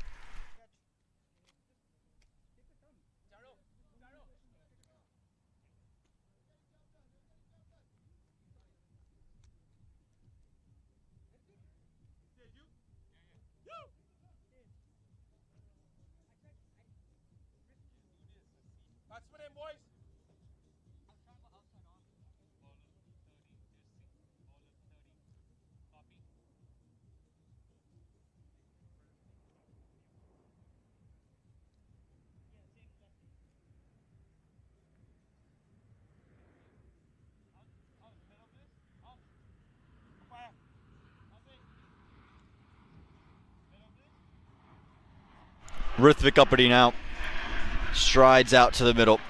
It's got to be the goal of getting 6 singles and playing, or just playing all 6 deliveries, Nate.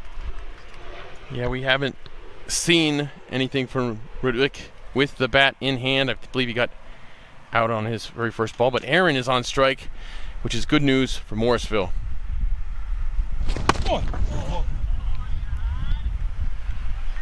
Chanderpaul going across as he does. I think Aaron's just got to be careful not to get too greedy. Yes, you want boundaries, that would be helpful, but Don't accumulate 2 dot balls to start the over. Given wide. Needed that. Needed that. You see, maybe a good rule of thumb is if Christopher Van Tol has to take it at the extent of his arms, it's probably a wide. Well done, Van Tol, in your leg. Keeps that to only 1. I think had it missed the leg, it could have run all the way to the rope. Not sure Aaron was convinced that he shouldn't just stay put, but Apadi was quick to the other end, and now he'll face the 3rd ball from Chandrabal. Get it, get it. Does well, Uppity, just to get himself off strike.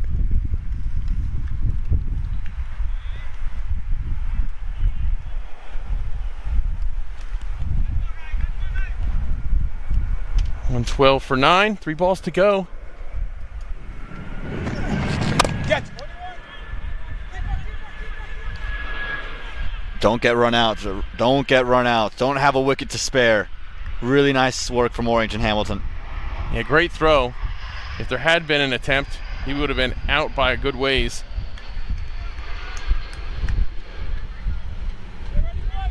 But that's 1 more run for Morrisville. They'll take that. 21. Calls for 2 and rightfully turned down. So Apadi gets himself off strike twice. Aaron has a chance here to make a nice impression.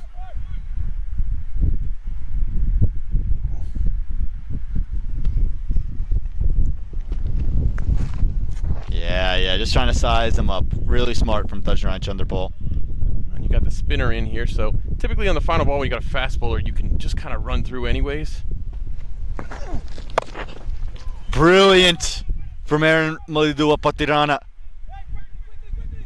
To be able to come back for 2, push the score to 116, and the Raptors, after the collapse they were facing, would feel comfortable with that. Certainly better than nothing, Aman. It could have been a lot worse than 116. We were looking at 101 a minute ago. And it's all because of this. Mahir Patel once again off to a great start. Saharsh couldn't stick around today. Siddhan added 10. Nobody else with 10 except for Aaron at number 10. Yeah, with the bat, again, there was just that string of low scores after a promising start. But give credit to the Galaxy bowlers. You look at what they did with the ball. I look at Manav Patel's 2 wickets, and then along with Pranav Batad's 3 for 11 in 4 overs. Chandrapal did get 3 of his own, and it was the trio of spin that got the Galaxy into this position. 117, that's the target. It's not an unreasonable one for the Orlando Galaxy to feel they can chase down on a Monday here in magical Morrisville, North Carolina. It's all to play for. The Galaxy hope for their first win. They need 117 when we return.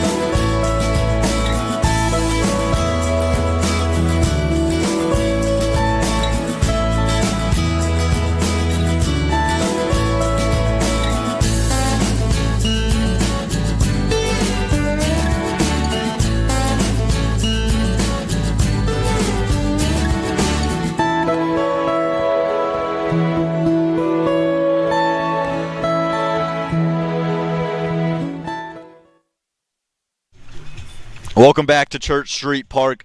It's been brilliant to be here over the course of the weekend, and we've had some brilliant guests alongside us, and no different today. We had two government officials join us at the toss, and we got a chance to talk to them just a little bit earlier. Let's go have a listen. Pleasure to have the mayor of Morrisville with us. TJ, what's it mean to have cricket in Morrisville? It is so exciting, especially our night games. This is really a stunning location, and we're so happy to have teams from all over the country visiting us to play this great sport. We've seen minor league and major league here. What is kind of your grasp of it when the players come here? What do they like about Morrisville? I think they really like this site. It's a really great pitch, and there's just lots of fun things to do around here. We have great restaurants, great activities, and I think it's just so central to the whole East Coast. It's a great place to visit, and there's lots of things to do. Why should new fans come to Church Street Park and watch a cricket game? This is one of the most unique locations. When you come here for a night game surrounded by all the trees, the green field is just lit up, and it's such a special time. And when you see a six and you try to catch it, it's wonderful. There you go. Thank you so much for coming today, TJ. Thanks so much. Here with Wendy Peel, the Vice President of the Chamber of Commerce here in Morrisville. Yep. How excited are you to be at your first cricket match? I'm very excited. We have a lot of sponsors like Sam IT with Samudra Vijay is a huge fan of the Morrisville Raptors and a proud supporter. And so they are doing a great job educating us on the game of cricket. Speaking about education, how many of the rules have you picked up so far? Not too many. Okay, how are we learning them today then? I'm going to be learning all of them today. There we go. Love it. And then finally, who's going to win today? The Raptors. A little hometown love. I love that so much. Thank you so much for being Yes, here. thank you. Thank you for having us. Brilliant to hear from both the mayor and, you know, he always brings guests around, and bringing the vice president of the Chamber of Commerce here of Morrisville, absolutely brilliant to sit there and talk to him. And it was funny, the Madam Vice President, she was talking to me about how this is her first cricket game. She doesn't really know any of the rules. She was super nervous, and you know, she asked me, what questions you gonna ask? I said, don't worry, it'll be nice and easy. And she got a kick out of the last one as well. And she's rooting for the hometown Morrisville Raptors, who will have to do something a little bit magical. 117 is what they're set to defend. Nate, this feels like a situation that could be tailor-made for this Galaxy batting lineup. Yeah, in particular, Chandrapal, who is very comfortable at just sticking around the entire innings at just over a run a ball, and that's exactly all he has to do today. For the Raptors, they're going to lean on their spinners. It's going to be Rajanan and Untry up top the order. That's going to be so key. But that's what we know. The key for me is their pace bowling unit. Yesterday, how brilliant was Aaron Malidua Patirana? He won the Player of the Match award. Rithvik Uppity was quite good as well. If those two have a similar day, I think the Raptors are really ahead of the game. But if they don't, I think Dajran Chandrapal could end this quickly. Yeah, I agree with you. It's going to come down to who's going to be your third and fourth bowlers. You know, we know that we've got to get good spin from the Raptors. As you mentioned yesterday, Aaron was absolutely terrific. Let's see what he does on back-to-back days. And Abadi has shown great signs. As long as he's bowling at the right line, he is very tough to get away. Early wickets will be so key. And again, I think the spinners will have to set that up. For the Orlando Galaxy, we didn't see Siddhant Shah with the ball today. Where does he bat will be a question, but you don't really want to get to him. It's a game about Dajran Chandrapal, Christopher Van Tol, Romario King, and then from there you have your Preston Clarks of the world, your Shoaib Syeds and your Orrington Hamiltons, and your Hardik Desais. To me, those 6-7 individuals, they're the key for the batting lineup, or that's where the batting lineup depth really is. Outside of those 7 guys, Nate, I feel like they could be in real trouble. Yeah, absolutely they can be. Morrisville is going to have to hold on to the ball today. No drops. Can't have any drops today, especially everybody knows that Chandrapal is the big wicket. If they can get him out early on, this becomes an extremely interesting game. It's already going to be one. Another thing is Adi Gupta for the Raptors. Remember, he was dealing with some sort of hamstring on his right leg. Is he going to be available in this second innings? There's been a little bit of a rule change in minor league cricket. They have allowed bowling, batting, and all-rounding subs for each team. We don't have that official list of who's who. on us, but they're predetermined before the game. So the Raptors could possibly go into that. Who would that be? We don't really know. We haven't seen too many options, but you could see another, but they maybe make a debut if Adhigupta isn't ready to go. And Chanderpaul will start today just a few runs shy, just about 27 runs shy of the South Division lead, currently held by Ronak Sharma.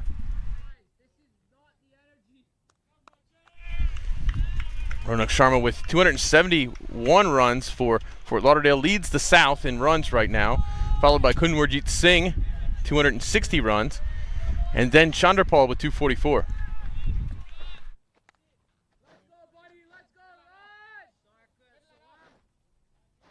Towards you, a little bit. Yeah. This is the offside. Let's go, PG, off. Let's go, Nanan is going to open the bowling. We've seen him go back and forth with this. It's been Untry at times, it's been him, but he's handing it back to himself. Do you like the move here? Sure. Sure, I know. I say that a lot, Aman. Sometimes I feel like I should be the one asking you that question. But no, I do like it. Raj, with his experience here, he'll want to get him off to a great start. Also, he's coming off of 2 straight games where he was absolutely fantastic with the ball. I think we're going to see both Raj and Ansh in the power play today. Oh, yes, buddy. Oh, yes. Yeah, going to be really interesting. It is confirmation here. It's Christopher Van Tull batting alongside Dajran Chanderpaul, not Orrington Hamilton out there at the moment.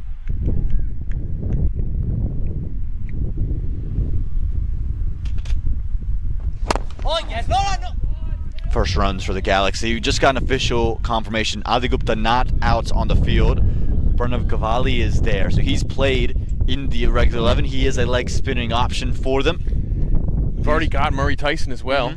There's plenty of spin options, and Gupta's a big one because he seems to be that third spinner they like to go to. But now you're looking at, okay, who is that third spinner? We've seen them use Agashe spin. We've seen them go after Murray Tyson. It could be a combination.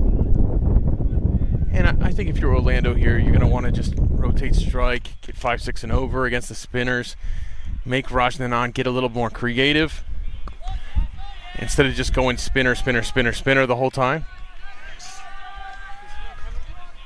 You do that by turning everything into a single. Christopher Van Tull. Yeah, again, the creativity will be really interesting to see from Nanan, but I think he is worried about Chanderpaul, and that's why he's come out to bowl first. He believes he presents the best challenge. We saw Chanderpaul in Untry's third over start to lean into him a bit. So Nanan feels he's best suited. Also has spent some time in Guyana in the Shiv Chanderpaul camp, so would be very familiar with this opposition. Yeah, that's true. We did see those 2 boundaries back-to-back against Ansh after a lot of respect. Oh, yes. Same region, same result for Chanderpaul. He did this yesterday against Untry and does it today against Raj Nanan. Exactly what you're talking about there. The lefty orthodox versus the lefty bat. Raj did exactly what he did to Untry twice in a row. I think the angle that you want to Chanderpaul is actually the left arm around the wicket. I know that's different, but I think that just threat of it continuing to move across him keeps Chanderpaul from enacting that sweep, and that's why Nanan's changed the angle.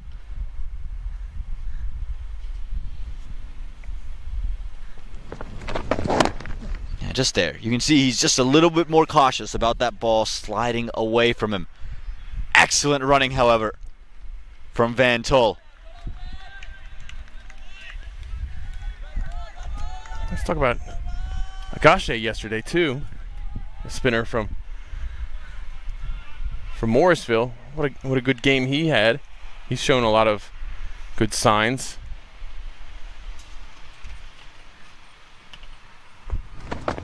No run there. Keep up. Could be trouble. confusion all around. Chandrapal was halfway down before he turned, and then it was Van Tol that had to flip around as well. Close of over number 1, 8 for none.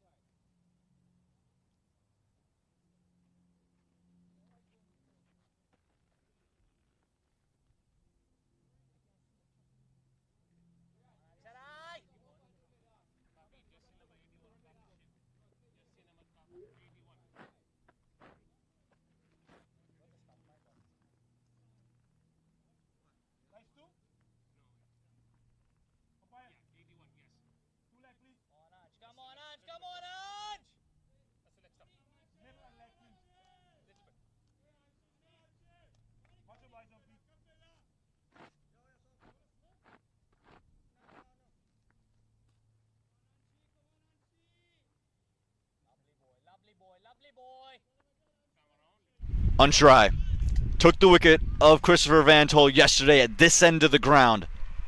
He was caught at mid-off. And it's a very similar field set as well. Long on, deep mid-wicket. Expertly driven from Van Tol. 4 runs. Very well placed. I was thinking yesterday when he was caught, I believe the mid-off fielder was a little bit more square. Well, came after 2 brilliant stops in the field, right? In the similar shot selection there, where he was trying to go through cover and extra, and 2 dots thanks to 2 brilliant efforts from George Baldwin. This time he's picked the gap. So key for Van Tol to field bat on ball early.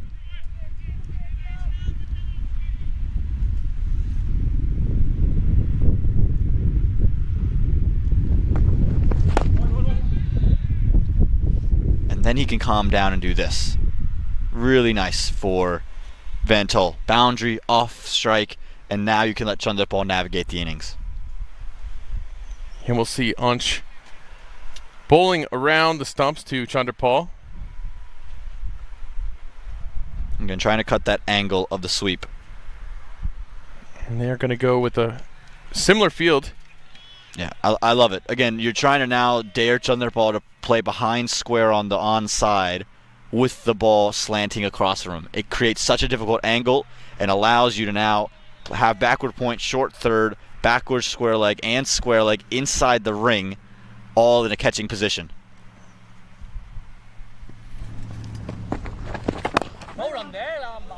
Just like that. For a moment, Chandrapal tried to turn it, but that threat keeps him to play straight. A little quicker there from Ansh. Good delivery, very good delivery.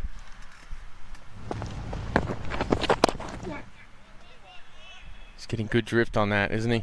Yeah, he's just using his angle nicely. It's great for the youngsters to immediately come back and learn.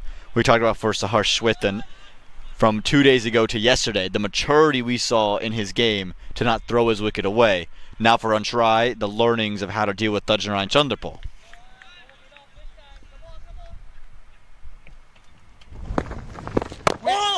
Oh, I'm not sure Van Tol picked it. Brilliant from Unch. How consistent has Untry been for this Morrisville Raptors team already in his young career? He's pretty much Mr. Consistency for them.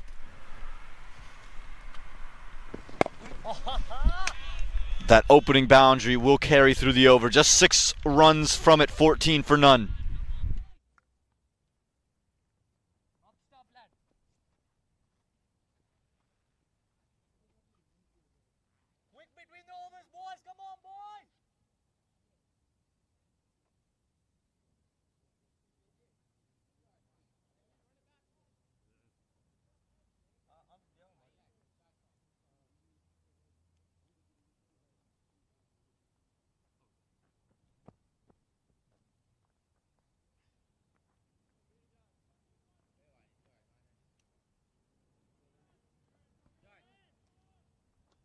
See this tactic a lot from Rajanan. 1-off overs. Himself on for 1. And again, this is where we thought the game would shift. Aaron Malidua Patirana, player of the match from a day ago. Can he return to the same kind of bowling a day later? Against the same guy. This would really boost the man if he could get Chandrapal on consecutive days. Now, it's not going to be that easy. You don't get to Chandrapal's class by not learning your lessons. Patirana yesterday, I thought, really found comfort with his run-up, with the energy he wanted through the crease, and his line and length, which at times have been scattered, was spot on. Chandrapal, though, wouldn't have that scoreboard pressure to deal with at the moment. That required run rate still under 6. And starts off with a boundary of his own. Brilliance. And for the second straight over, we have a boundary 4 on the first ball. That takes so much pressure off. There's really not a lot of pressure on in the first place. When you can do this, it just makes the rest of the over so much easier. Chandrapal makes it so difficult to try and bowl to him because of the positions he gets himself into. Again, you could see that he got himself all the way to off stump, so it would take a lot for Malidua Patirana to slant it across. He's got a deep cover and a deep third, very wide.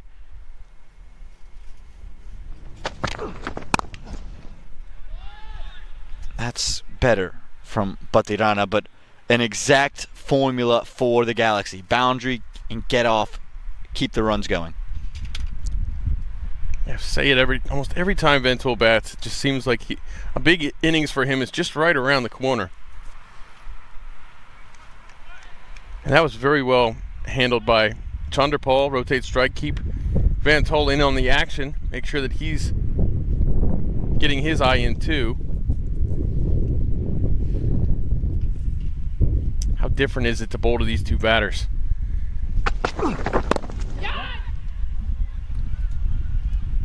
Well done. Murray Tyson got his body in front of it. So you make it George Baldwin, got his body in front of that one. Keeps it to just 2. Very good hustle to get to that, and then make sure that your body is square. You make your chest square to the ball, create a little wall. If you get that bigger bounce, you can knock it right back in. Excellent delivery. Ventul will be tested for patience here. Nate, we've talked about how he's such an aggressive, attacking individual. They've got the runs for the over. So how long can he just sit out there and just bat? Yeah, that's the question right now. Keep your wickets. There's no reason to put your foot on the gas if you're Orlando.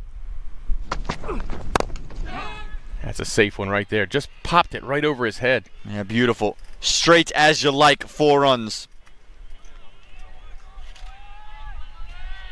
This is a very calm shot right there. You see him hold it.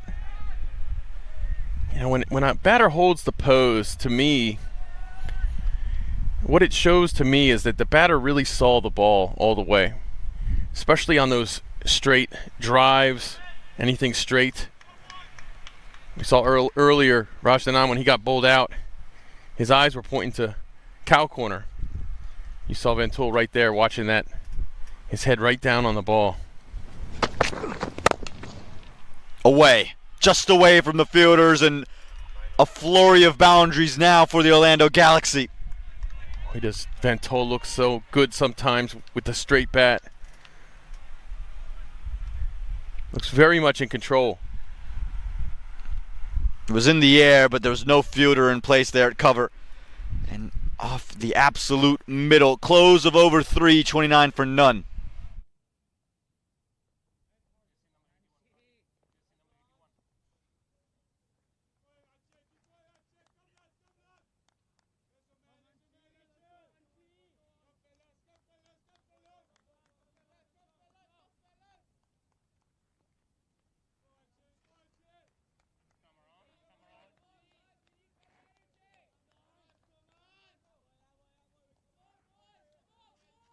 more on try.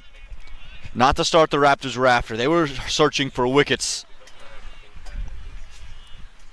Same field to Chanderpaul.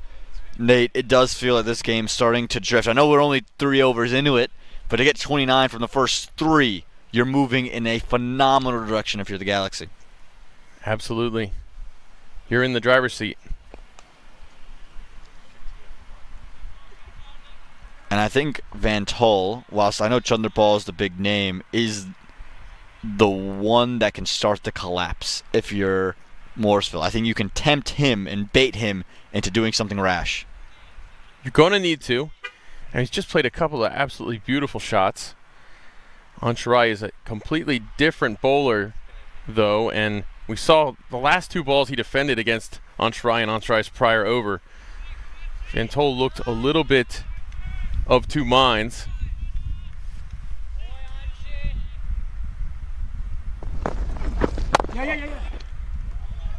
You want to keep Van Tull stuck on strike. Like, you're absolutely right. There hasn't been a real shot of confidence since that initial boundary from Van Tull against Rye.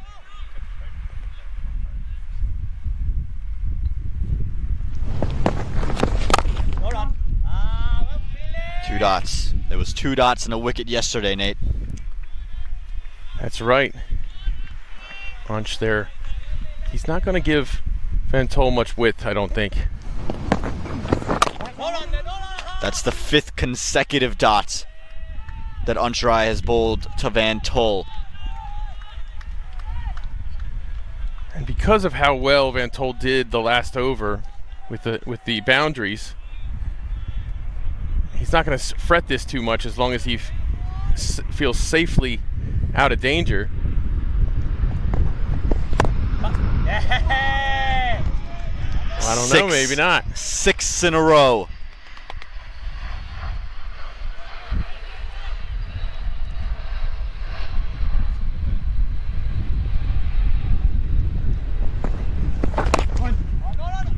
Broken. A broken string and a loosener from Ansharai when he couldn't afford it.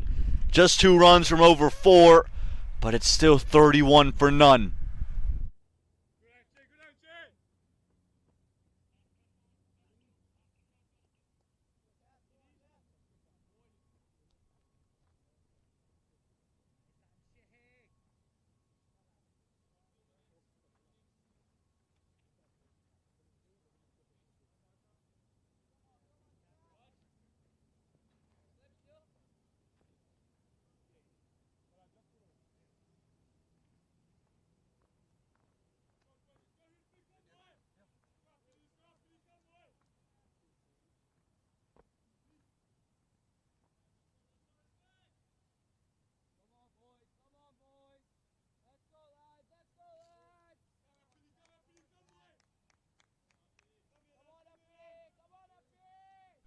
Change of bowler, but still pace on. Ritvik uppity. Nate, what do you make of that? That's the 4th bowler used in this power play. I think after Van Tull just went 1 run off 5 balls to the left arm orthodox Ansh, and Ansh gave him a loose one at the end that he was happy to tuck away for 1, I think I might bring myself back on if I was Rajdanan. I think this is a little bit of a gamble. I think it's a high-risk move. You're absolutely right. The thought to me is that you're just trying to see if Van Tull, you're testing his ego.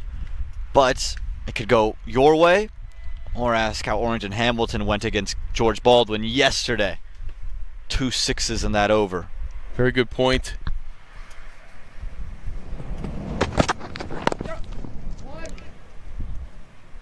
Yeah, Van Tull is just smart. I think because of those boundaries he got against Aaron, there's a real relief for him. It doesn't feel like he's going to rush through this innings, Nate. No, it's well played. Smart move. Get yourself off strike. Let's see what Chanderpaul can do. If you get the strike back, maybe you get a loose delivery. Chanderpaul's done a lot of watching as of late. He saw all the flurry of boundaries and then a whole over at the other end. And they're packing that region square of the wicket on the offside in the infield. So taking away that option to cut. Look for Chanderpaul to give himself in a position to pull now.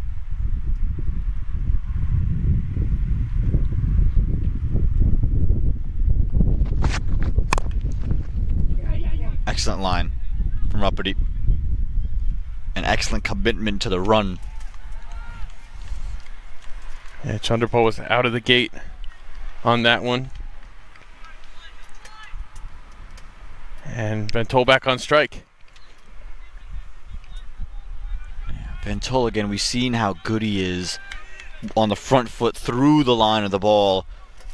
The one time where we've seen him get absolutely castled by a seam bowler was Madrid. He was swing and inward swing. That's your key. Well kept. Really nicely kept. Just as I was fearing, this is why if you're Ventol, you don't feel the pressure to take on the bowler and force something. Because you got this lefty-righty partnership. The pressure's going to be on the bowler already because of the score. Then you're talking about this lefty-righty partnership, the quality of your partner in Chanderpaul. Bowler's going to be under a lot of pressure. I was worried we were going to see a wide there, and we did.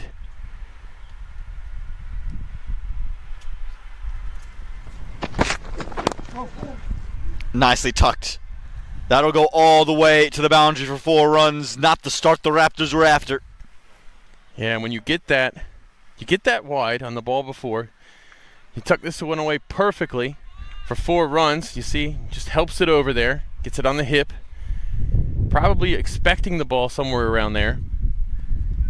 You get a couple of these scenarios going, and the bowler starts to become more predictable, and then you can start to take calculated risks, which at this point really aren't risks. We're seeing smart stuff from Ventol and Chanderpaul.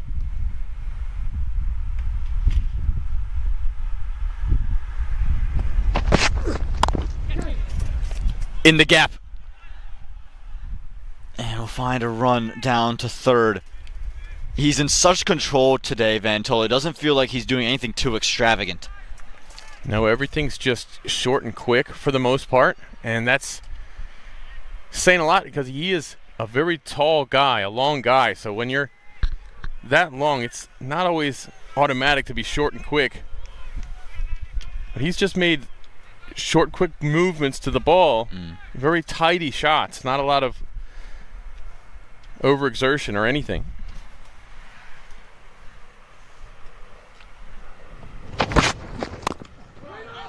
And it's allowed Chanderpaul to take his time in this innings as well. 15 off of 12 now.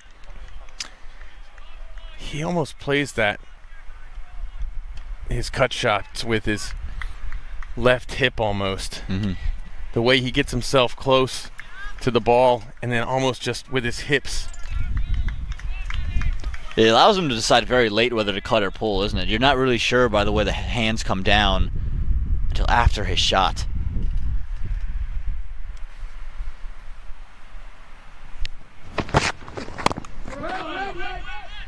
Two dots to close over number 5, but it's all going Orlando's way. 39 for none.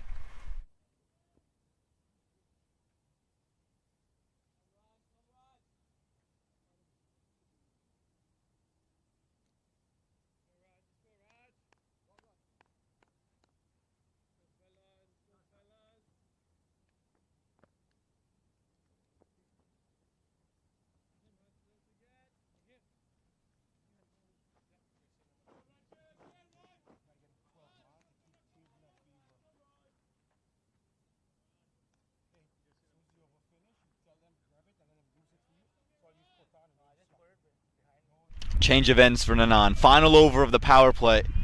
And if Orlando were to go wicketless in this power play, it could be quick curtains and the first win for the Galaxy this season. Yeah, they're definitely, to me, they're you got to favor them to win here. Now, a cluster of wickets is not an uncommon thing here at Church Street Park, but you got to break through very soon.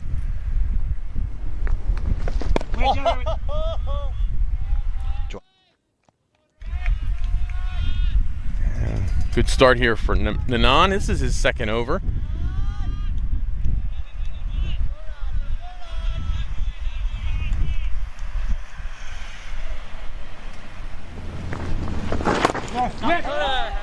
That's a good delivery there. A different challenge than on try because of the extra bounce that he gets from his height. So you can see Van Tol, he's not as comfortable working it off his hip into that region away from that square leg fielder.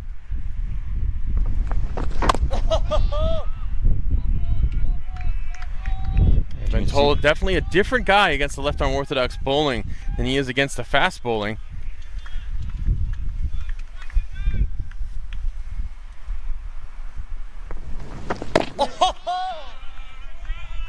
Yeah, to me, this is the case to keep the spinners going, whether that's Sol Magashe, whether it's Murray Tyson, whether you use your bowling sub in Pranav Cavalli.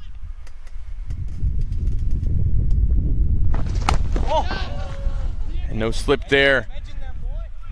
And it's going to roll away. They'll be happy with 2. And this one, Van Tol, that bounce you talked about. Yeah, it was that shot of aggression from Van Tol. Just almost felt that he saw a bit of width and flashed the blade. I'm not sure Slip would have been in a catching position, but you got to give yourself a chance. He tries to guide this one, but it's going to go for a dot. At the end of the power play, Orlando are more than a third of the way there, 41 without loss.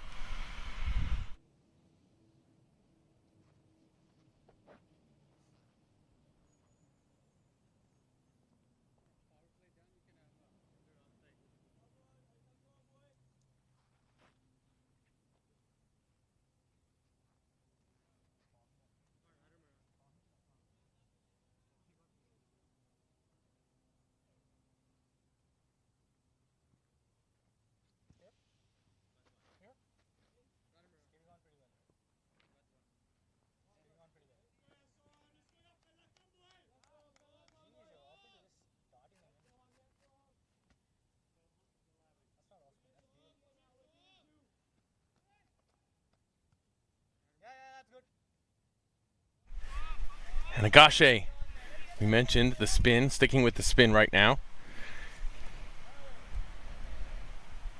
We've definitely seen a lot of spin success this time of the day here at Church Street Park. No run there, lovely lad, lovely lad. Agashe got a wicket yesterday. You hear the noise from the Raptors. We've talked about how the Galaxy felt a bit flat through their first 10 overs. So key that the Raptors keep that energy nice and up. Only one. Some width there. They'll respect the arm of Baldwin throwing it in. And Church Street Park is just home to a lot of miracles, and things can change drastically. We've seen it happen time and time and time again. So you don't rule anything out at this moment. So if you're the Galaxy, you can't get complacent, but you can sense that's why the Raptors are up and about. They know how quickly things can turn on a dime. We saw the width on the delivery to Chandrabal go for 1. You want to see some of that here to Van Tol. It's up in the air, but safely. What a shot. That is 6. That got there in such a hurry on such a flat line. Yeah, you probably don't want to offer it full and wide to Van Tol. That's in the slot. He's got so much power behind him. One bounce onto the concrete and says, thank you very much, Soham. And you might have been thinking Van Tol might go down to a knee and try to put that over cow corner, but no, he smartly opens up, gives himself some space, and meets the pitch at the extent of his arms. Gotcha. This went dead straight, but it's up in the air. Fielder running in. He won't get there. Won't get there. Oh my goodness. Well, I want to take another look at this. Brilliant adjustment from Agashe. Nanan at the end decided I can't get there. I think he's in closer position and better position than he thought. I don't know if he lost it in the sky, but Rajanan has taken more difficult catches than that. I agree with you. Rajanan throwing his body towards the ball is something we expect to see. So I think something was up on that one.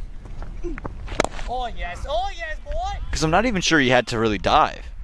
Again, the way he reacted when it hit the ground was he almost got out of the way, his foot out of the way. That's true. Yeah, I don't quite get that. As you said, we've seen him take some much more difficult chances. Yesterday we saw him take a more difficult chance. He is not shy to throw his body around. That chance goes a begging. 50 on the board for the Orlando Galaxy. Close of 7. It's 51 for none. Correction, 50 for none.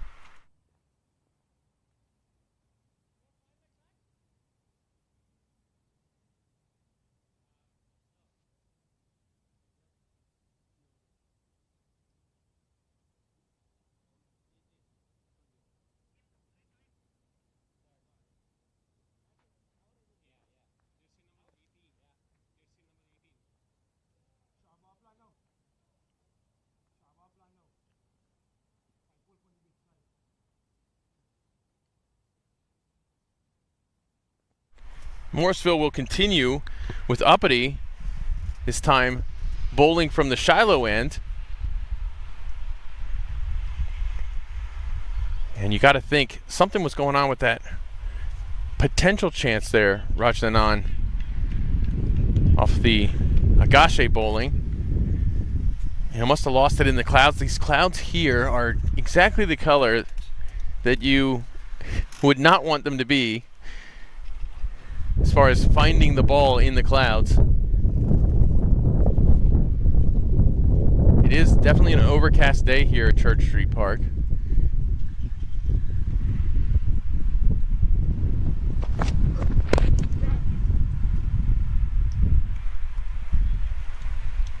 Yeah, no question. And again, it's just the reason we keep harping on about that is because Nanan yesterday dove around twice, running backwards down the hill. That's right. Again, this just felt really weird because he was in a position and maybe there was a tweak on the body, but the way his hand came in at the very end, it felt very close to that hand on the way down. His leg had to get out of the way. I think he had to have lost it and misjudged it. But you can't dwell on that if you're the Raptors. What's your next opportunity? How do you create it? Uppity is brought in the long off and sent back the deep third. So maybe just will be fractionally shorter to Van Tull.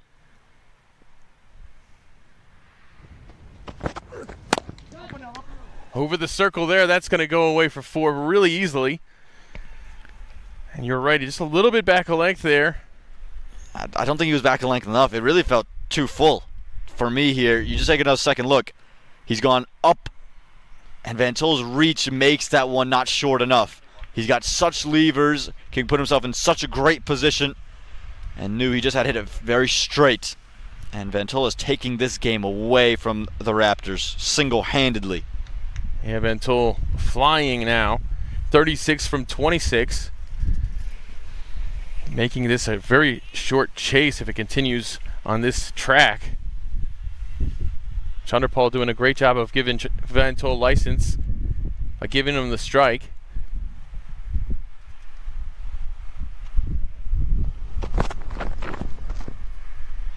And he'll miss down the leg, and it's going to race. So a wide +2.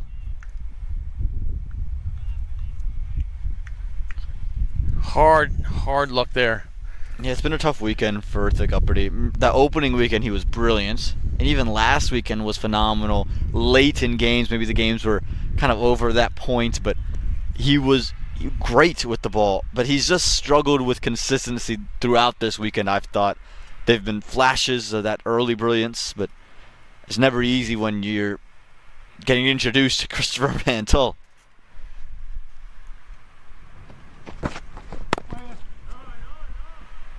No, it's not easy at all. And when you're a young fast bowler, and let's say you're going to get your quota, you're going to get 4 overs in an innings, you can kind of expect that one of them's going to be not the greatest.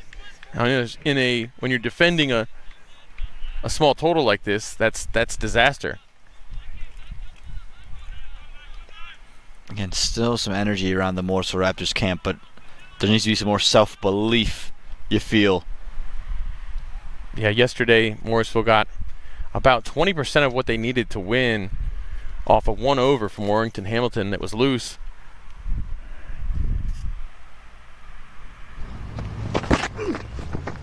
And we're not seeing that. Of course, we haven't seen that over here this innings. Morrisville still in the game, but it is slipping away from them. Yeah, you're seeing Uppity go pace off. And to me, the question in these situations always becomes, what's the plan to create a wicket? You can't just hope to be on off stump and something will change. What's your plan here? It seems change of pace is starting to work. And that's the plan that the seamers start to pick up on when dealing with Van Tull.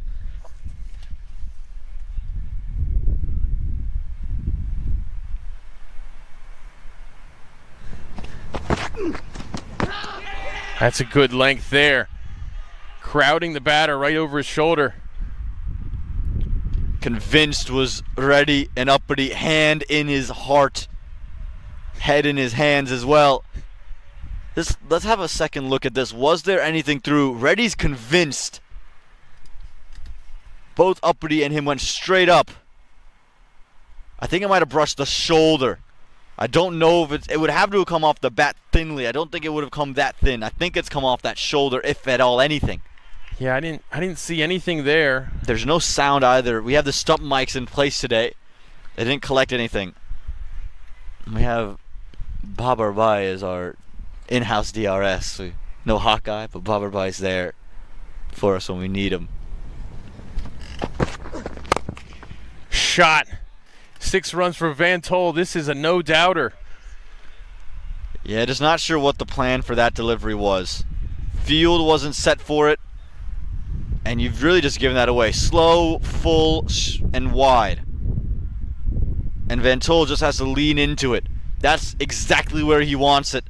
Doesn't matter where the fielders when you can hit it are, if you can hit it that far. Close of 8, 64 for none.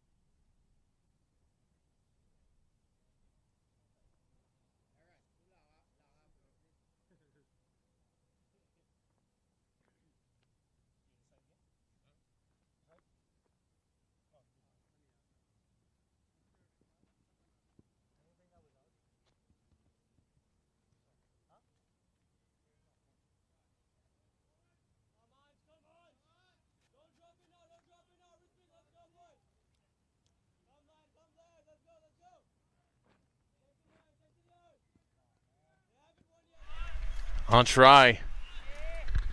Back in the attack. He's got 2 overs, 8 runs conceded. And he'll take a whack at Shenderpaul. No run. Yeah, boy. Nice stop. Nicely stopped there. Anch is a spring chicken. We mentioned a couple of people who aren't.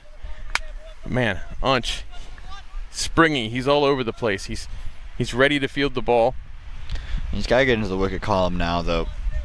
He's had 2 quiet overs, but needs an effective one. No run. And it starts with moments like that. If that gets down, and that's tough effort and a tough ask, but if that would have been a dot ball, there's 2 dot balls, there's Dustin Rancho the ball, maybe feeling a bit of pressure. And now Van Tull on strike, and he has struggled against Anch Rai. Right now, currently on 42 from 30. This is the high score of the season so far for Van Tull.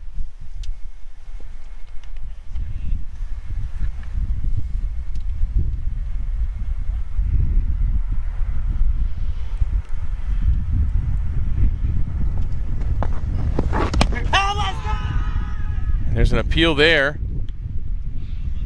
Yeah, clearly pad on the way, but Reddy's very aggressive. Remember, didn't keep in yesterday's game, but he's back in, And he says to Hush, I know you're animated, but I can be the same way.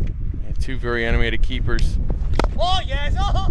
It's a prereq to be in the Southern Division. And the Southern Division has been at Church Street through 5 years today. It's been brilliant to see, when you talk about keepers, Jamar Hamilton doing what he does behind the stumps, but the amount of young talent that's blossomed here, the Abiram Bolasetis, the Athindras, the Romanians, Rishi Bandes, the stars that have come here as well, Rothman Powell, Rakeem Cornwall, and then the U.S. local guys, Aaron Jones, Stephen Taylor, Cornet Dry.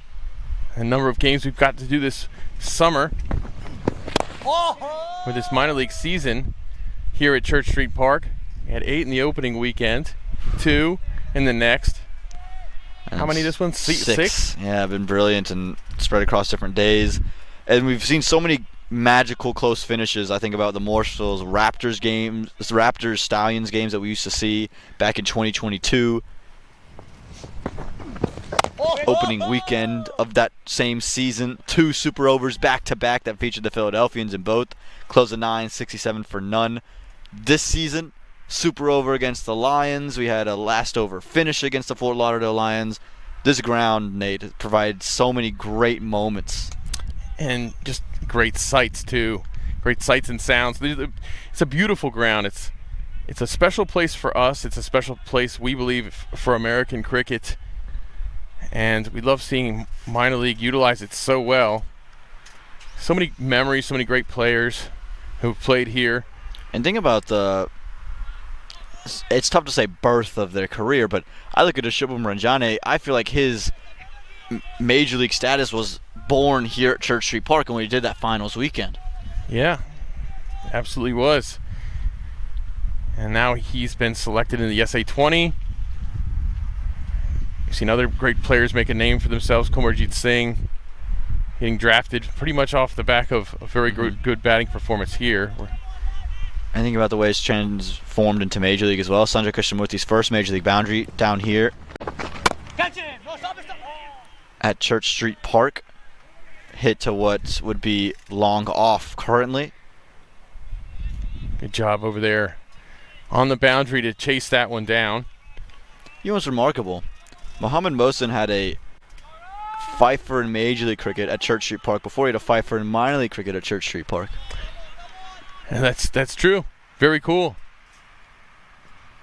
Of course, we saw Sorab in Major League that first season here. 6 for 9, the best figures in Major League Cricket history.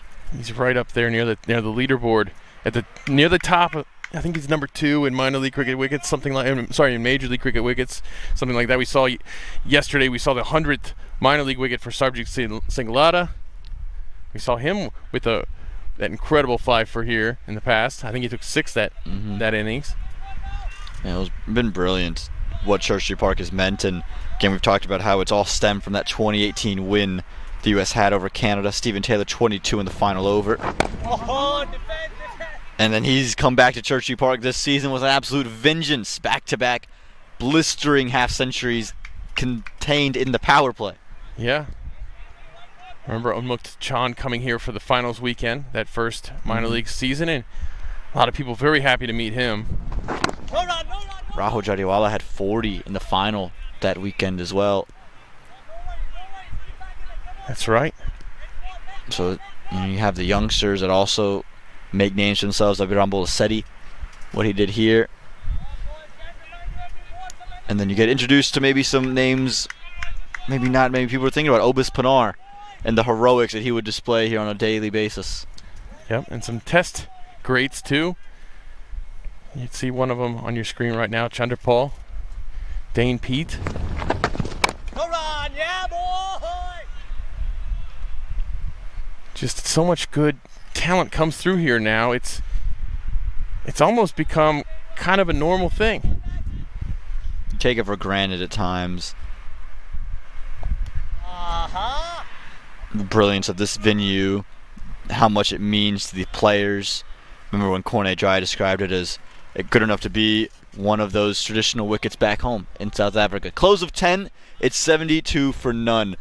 And we'll take a quick break here with the players and the match officials, but we'd be remiss not to talk about Church Street Park and what it's meant and the value that it truly brings. And Nate, you've done a great job compiling a couple of videos for us, and again, it's not just the players, the ground staff, the wickets have been great, but it stemmed from that moment there with Stephen Taylor. Yeah, that was such a great day. And then he went on in that finals weekend. We've seen so much great things from Stephen Taylor. There's you a few years ago. Younger, there's that Courtney and Dry telling everybody how great this ground is. It's been brilliant. Again, the first 2 finals were here. There's the cup. It was the Silicon Valley Strikers that won it. All the kids and all the media around against those Golden State Grizzlies was there that final weekend. This guy became a cult hero, Kulvinder Singh. And Jesse Singh, Aaron Jones featuring, and some of those sixes by Aaron Jones that season. And that's where the birth of the double fist bump for me. Everyone thinks about the World Cup. It's there in those moments. And he went on to play in Major League. Robin Powell, before he became a big name, we saw him here. Here's the Morrisville Raptors. And here's one of our guys right here, Jamar Hamilton. Just what a fun player he was. He took a catch there off the bowling. Rakeem Cornwall, who we were pleased to see here at Church Street Park. Liam Plunkett made his minor league debut here at Church Street Park as well as part of that July 4th weekend back in 22. And here are some of the moments you're speaking of about Obis Pinar and what he's done with this Raptors team. He was brilliant in his lone season here. And then Matthew Ford delivered a couple of moments of brilliance. This was to claim their spot into the playoffs. And Dane Pete acknowledging the crowd that was packed in. And here's this year. Super over finish, ice in his veins for Saharsh Shwetan. Yeah, just continuing the tradition of those close finishes here at Church Street Park. I'd love to see one of our own do it. And then this was a magical 50th or 100th wicket just yesterday. Sarabjit Singh Lada, what a star he's been on this ground. He loves coming here. Baltimore Royals in general love coming here. And then Anshrai as well. He's a young star that's blooming, showing some great signs, and that's what it's all about. You have the experience come in, and then you have the stars of today and tomorrow, all in this beautiful venue that contains some of the prettiest sights. And so privileged to be here at Church Street Park. And we've got 10 overs left in the regular season in magical Morrisville, North Carolina.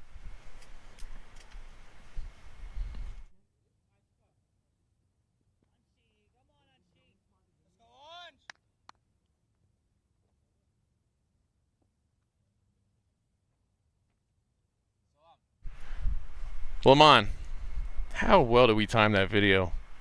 Like Babar Baig, not only is he Babar Baig for our Hawkeye, he also is our greatest director's assistant because he is the director, so he's great with timing. And he understands, okay, this is how long things are going to take, and he counts us in and out of breaks perfectly. And yet another example. What would we do without him, Nate? Well, we would have to rely more on you, that's for sure. But I would be lost. I would also be lost, Nate. I don't think there's anyone that can fill the shoes, the big shoes of Babar Baig. We were quite lucky to have Babar here. He does all this because of his passion for the game and because of his passion for broadcasting. We're always learning here. And Chandrapal will bring Van Tol. That's a great word you used there, Nate. Passion. I think that's a great way to describe Morrisville and the cricketing community. Passion. There's been some questions about it as of late, and to be transparent, the crowd sizes haven't been what they've been in the past, but you're seeing, I think, a resurgence and getting more so back to that leading cusp. And there's still that big cricketing community, and I think they're finding their way back to minor league in Church Street Park. Yeah, the wicket's as good as it's ever been. Ground still very well maintained. Ground staff here, they're a serious ground staff. They're very good at what they do. Gotten a lot of help from Dave Agnew over the years here. He is a genius. Whew. And Van Tol survives there with an inside edge. Yeah, he doesn't want to get too greedy here. Again, the Galaxy aren't going to be at a push for net run rate. They're not going to make the playoffs. That's a foregone conclusion at this point, given where the table sits. What they're after is finding their first win of the season. They did it in 2023 against the Raptors in the final game of the regular season.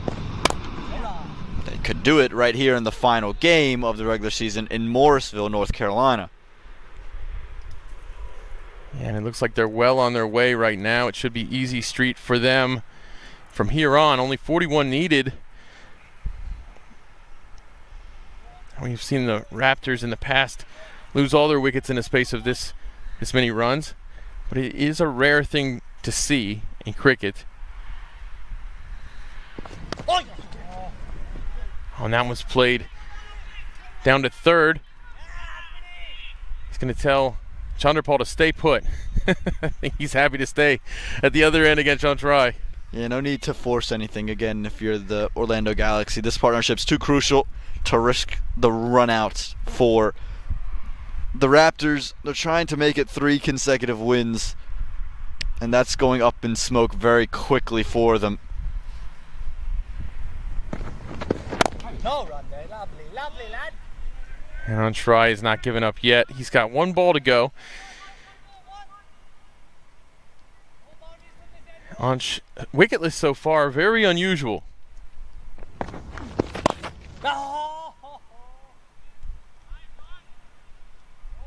And he will end his day wicketless, but very economical.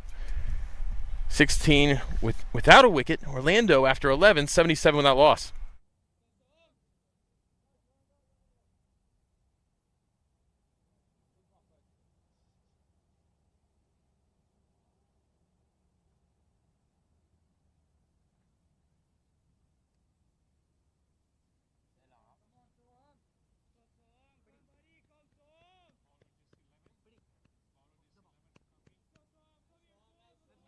Let's go, boys!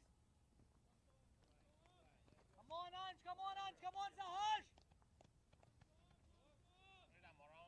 Everyone in! Come on, boys! Come on, Georgie! Let's talk, boys! 1 wicket and we're through, boys! Come on, boys! So Hamagashe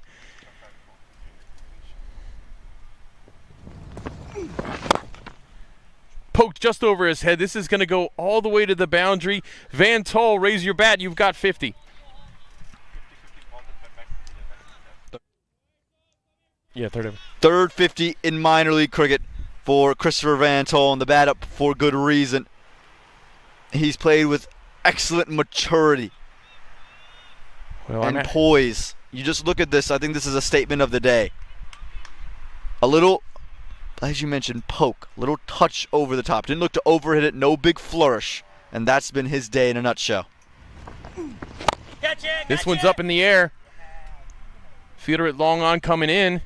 And Murray Tyson will make sure that it stops at 50 for Van Tol. What a day for the guy, though. I've said it before, he always looks like he's about to convert, and today he did convert, and we got to see it here at Church Street Park. He's opening the door a touch. We talk about no big flourish, and right there he had one. Tried to go across Agashe.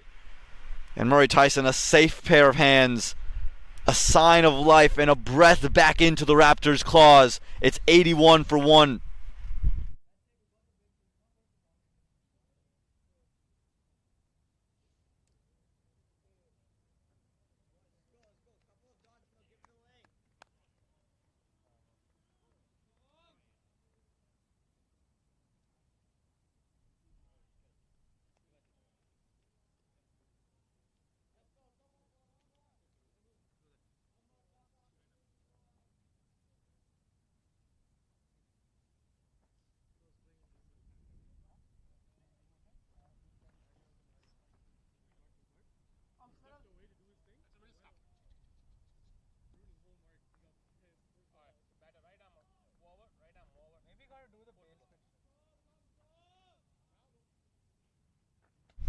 And we've got Romario King in the middle again.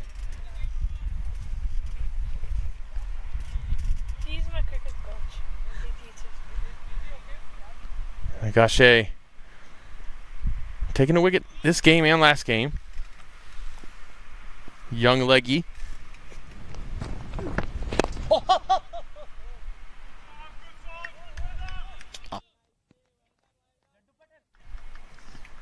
Sorry about that young off spinner.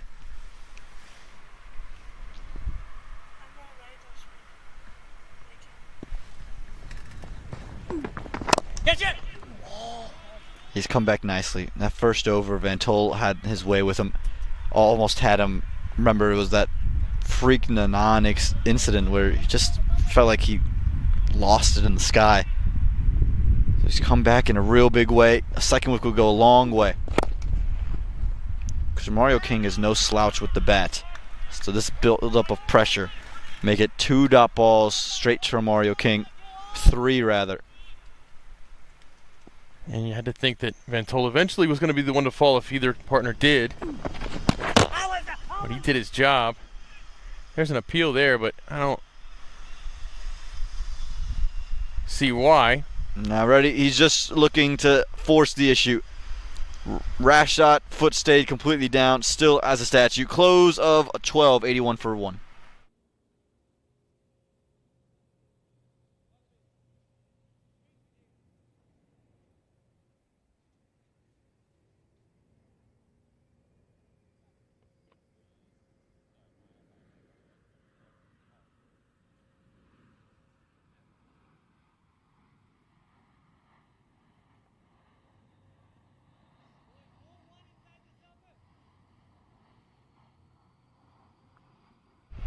Maladua Patharana will get the ball. Let's see if he can return to yesterday's form. His first over, not so great, went for 15 runs. Yeah, and it was majority thanks to Darshan Chanderpaul. So it's not that Van Tol's gone that the challenge is over. Chanderpaul presents such a difficult task to seamers because of the fact, and you mentioned it, the position he gets himself into, to where his hip really allows him to cut very late or decide to pull, and can make those decisions much later and doesn't commit to anything too early. So you see the field shifting around where that mid-wicket fielder is very straight to give Aaron that protection for that pull shot. Chanderpaul's done a lot of watching in his time in the crease. Now it's time for him to move on with the bat. And it's up in the air. Oh, the fielder overruns it. It rolls slowly to the boundary. Oh, that's a rough one. He got there quickly, but couldn't control himself as he slowed down. We mentioned it, how good Tajanarayan is at using his hips, pulling his hips around to quickly pull the ball. Again, you got to anticipate that session to backward point. It's always going to spin back to your left. Anytime it comes off the left-handed bats or the right-handed bat, they're turning the wrist over, and there's plenty of turn. Now the Gache having overrun that one. Well, the hustle is there. Well, that one dipped pretty well. Very full length. That boundary just kills the over already. At this point, it's really what the Raptors were doing to the Galaxy last night, where the scoreboard pressure is non-existent. Any half chance has to be manufactured and converted, and then you've got to be crystal clear, perfect in the field. Yeah, I think if you're trying to defend a total that's less than a run a ball and Chanderpaul is in the middle, you really have your work cut out for him, because he is stubborn. He will stick around all day unless you put some pressure on him or his partner.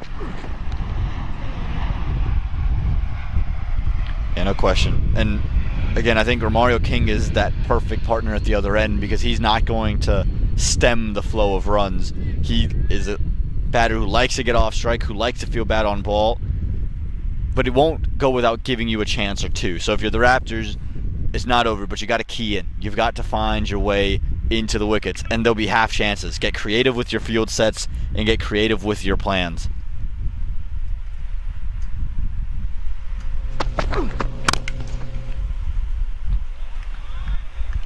Really nice from Aaron. You can see again the plan from him, back of a length, and he's changing whether it's going to be slower or seam up. Everything's slanting across, and Chanderpaul is just forcing himself to guess now whether there's going to be pace on or there's going to be that changeup. The first delivery of the over, it was a changeup. This one was seam up.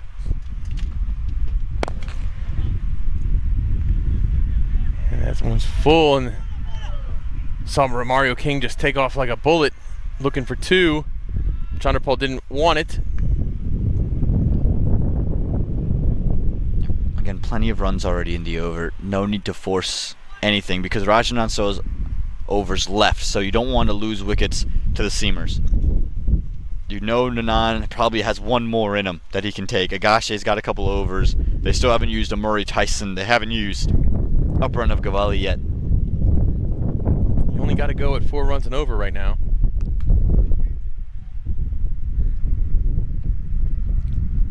Single to close, 13, 89 for 1.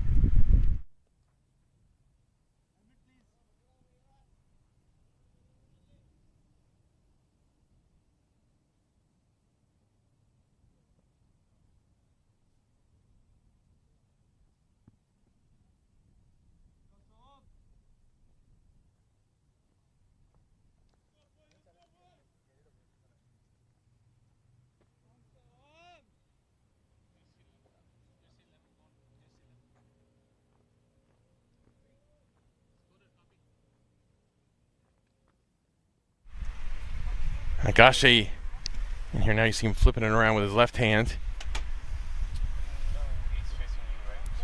Yeah, again, we'll see how he likes to attack Romario King. He had a string of dot balls to close his previous over, 4 consecutive.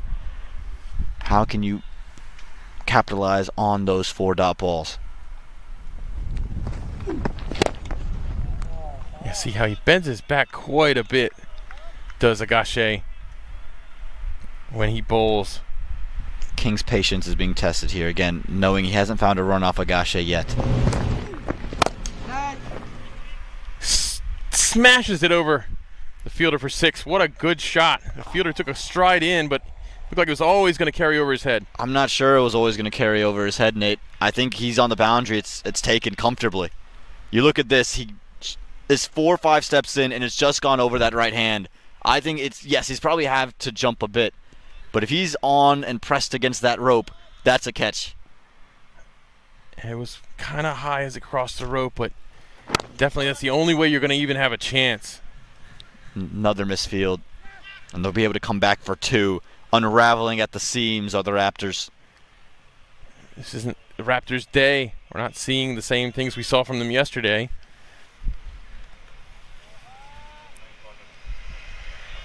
It's the little things that they haven't done well today that they were so dominant in 24 hours ago.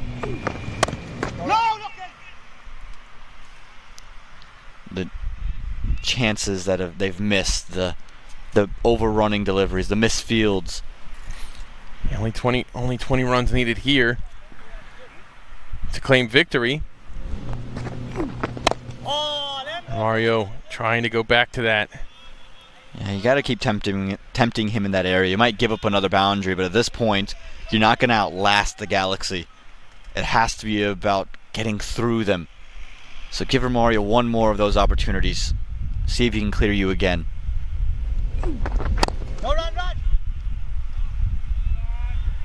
Yeah, good tidy stuff here from Agashe.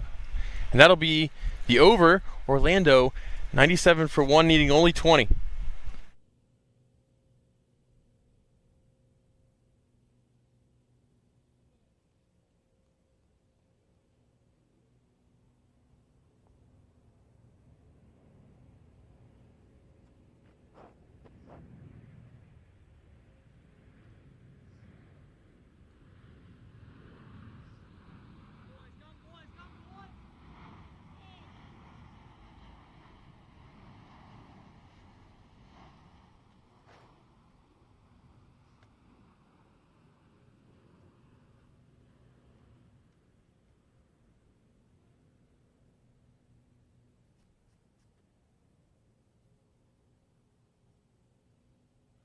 We knew Nanan would come back at some point. With 20 runs left, he's called his own number. It's wickets or bust for the Raptors captain. Yeah, you need something very, very special from here if you're Morrisville. If you're Orlando, just take it easy. Don't panic for any reason. Just churning away. Confidently, quietly, calmly. This is the matchup. I don't know if you're going to force Chanderpaul into a bad decision, but I think you can absolutely force Romario King into one. very active on that sweep shot. I'd pack that region on the leg side, pack the region at short third. Yeah, he's pushed backward point even more straight. I want to toy with Romario King's patience. Yes, it could end in this over with a couple of lusty blows, but whether it ends in this over or the 17th over, Nate, to me, it doesn't make much of a difference. Yeah, that's right. You have to go for the wickets now. You're going to lose if you don't get them.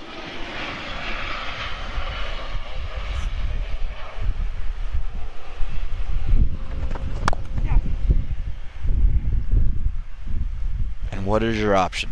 Again, I don't think that back of a length delivery with width is going to be the option. I think to Romario King, if you get him pressed forward, you've got a chance. But the biggest option he's going to let you have is that slog sweep. Yeah, I think you have to get him going forward, as you said. The only chance you're going to get him out. Easy, nice and easy off his legs. The 100's on the board for the Galaxy. It's in the teens now. That's all that's left to get. A very safe shot from King. There's nobody over there. It was just, if he knew if he was getting anything shorter, that's where he was going to go with it.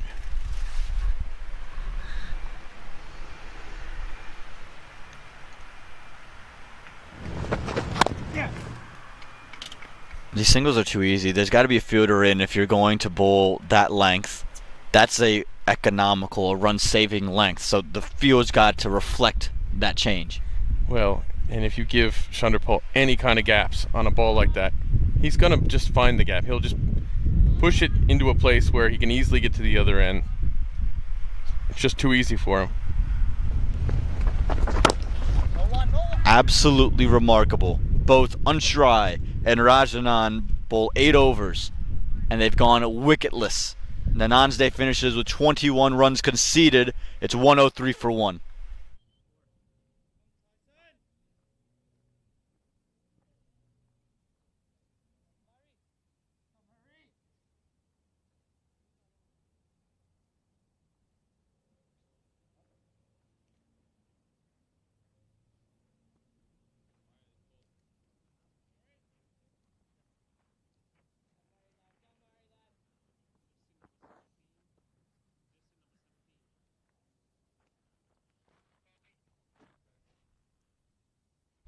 Murray Tyson in the ball, in with the ball, the leg spinner.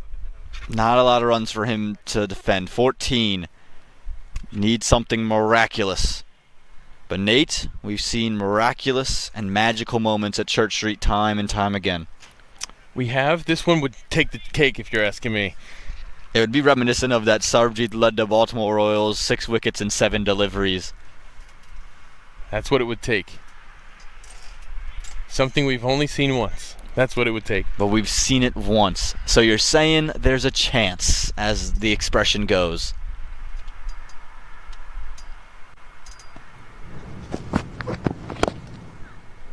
And Murray's a great option because he is going to throw it up to King. King is going to have his patience tested. How many times is he willing to defend and just push?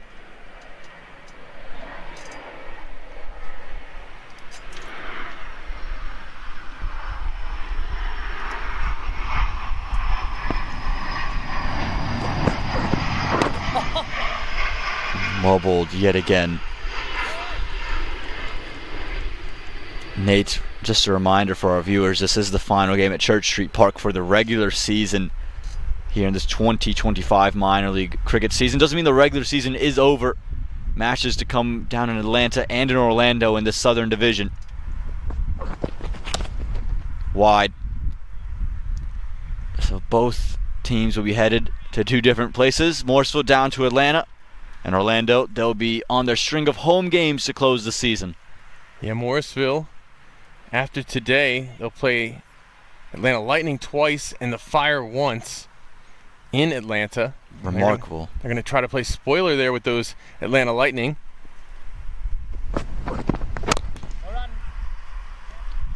Excellent over brewing. Yeah, it's remarkable that they haven't played the Atlanta Lightning yet the Raptors. They've dealt with the Royals twice. They escaped on one occasion, and they dealt with the Fire once, and that one will leave a real callous.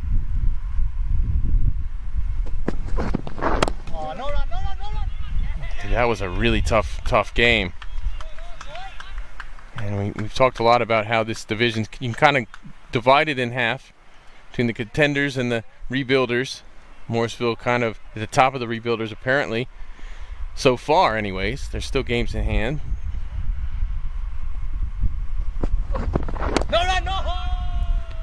Excellent over from Murray Tyson. Delivery left, but he hasn't given up anything off the bat. Only run that's conceded has been the one extra. Aside from that game on Friday against Morrisville for Atlanta Fire, the Atlanta Fire are going to have to play Baltimore twice and Atlanta Lightning twice. Cry of catch. Could be a catch. Is a catch on try. Well done. And Murray Tyson maybe just breathes another breath of life into the Raptors. What a good concentration here from Anshrai. He doesn't read this ball correctly. He's actually coming in a little bit at first, and then he actually starts to go back there, and he holds on to it. Very good concentration by Anshrai. And Romario King, his patience was tested, and he wasn't able to pass that test. It's 104 for 2.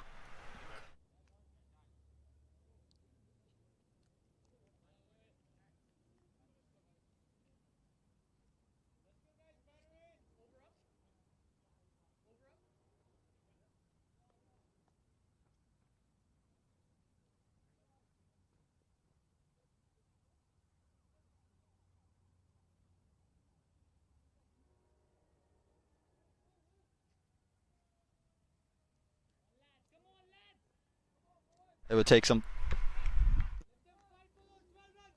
would take a miracle for the Raptors to win this one, but they gone onto the right foot now as Danush Kavripakam into the team for the first time this year has got a chance with the bats now to see it off with his captain. They're going to seam here, Nate. I know they don't have too many options available, but are you surprised to see Aaron Malidua Patirana get another chance? No, I'm not surprised. We saw him with the player of the match yesterday. I think that earns you a second chance in a situation where you desperately need a wicket. It's do or die right now. Otherwise it's just the inevitable. Well bowled, good change of pace. The Atlanta Lightning, Nate, what do they have left this season? Well, first of all, on Friday, they've got the Baltimore Royals in Atlanta, Paramveers Cricket Field, number 1.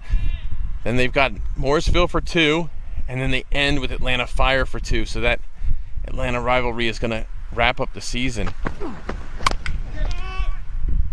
Just short of that fielder. Heading into the weekend with the first game against Baltimore, you're going to know what you need to do after that. Baltimore and Atlanta Lightning there are neck and neck for the second position. So that game is going to be crucial for the weekend. Intriguing. I think that washout has really turned the tide because, again, the Lightning did lose to the Royals, and it really set it up for the Fire to be able to claim that second spot with the Royals. But now all three teams are still in the mix. The Fire, while they're perfect on the season, they're yet to play one of the big dogs, Nate. And that would be the Baltimore Royals, who have 2 against the Fire next weekend after that Lightning game to start the weekend on Friday. So it looks like Atlanta Fire's got a barrage of difficult games ahead of them, but they have quite a lead in the points table for the South right now.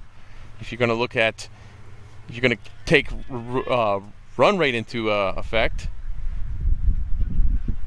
Absolutely, and again, that run rate seems to always be a factor.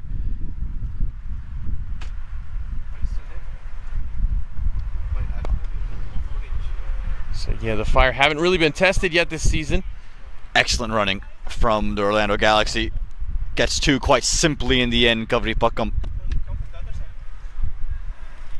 got the Fire here. They've played 5 so far.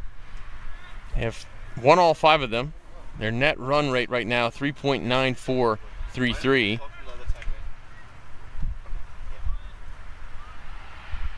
Royals have played 7. They've not lost, but they got the no result. 13 points. They're currently in first place. Again in a similar area, and again the same result. 2 runs, and Chanderpaul putting it all on the line, knowing there's just this chance to claim a first win for the Galaxy this season.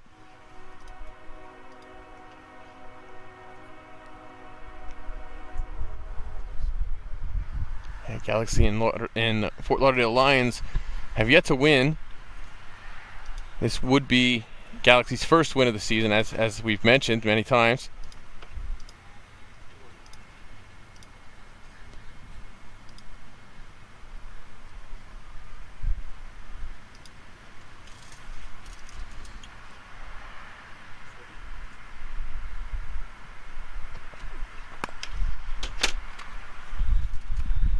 Close of over 17. We have at least one more. There's just 6 left to get. 111 for 2.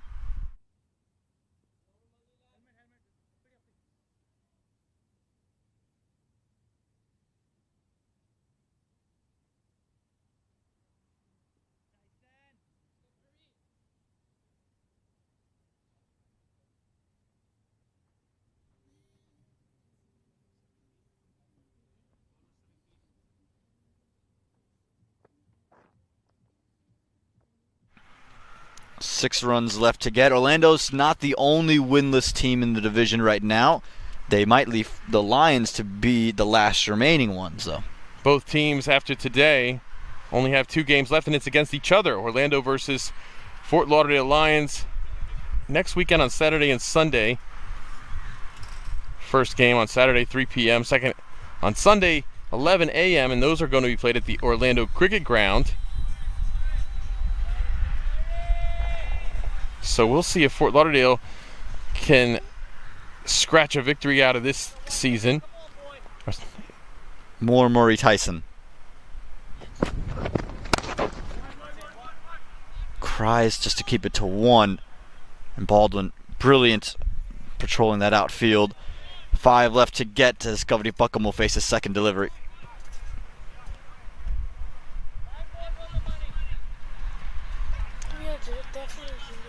Chanderpaul so good at just getting those singles and getting off strike. Again, this was a situation, and you said it in the interval, that was really tailor-made for the Galaxy captain. Yeah, absolutely. The thing is, he bats so deep in the innings, and you'll see him go the full 20 so often, or close to the full 20 so often. Then you look at how many balls he's faced, and it'll be something like 50. You expect a guy who's around in the 18th over to have played more than 42 balls. Mm-hmm. But it's because he just plays singles so often. He gets off strike, and then the other batter either scores boundaries or dots, but he just gets off strike right away. It's really a lost art, I think, in T20 cricket, in modern T20 cricket. One guy who is just that accumulator. It makes such a difference to know runs are coming from one end. He's just so stubbornly patient. And you go to the best T20 teams in the world, they all have them, and you go back to Major League Cricket and what teams are really successful.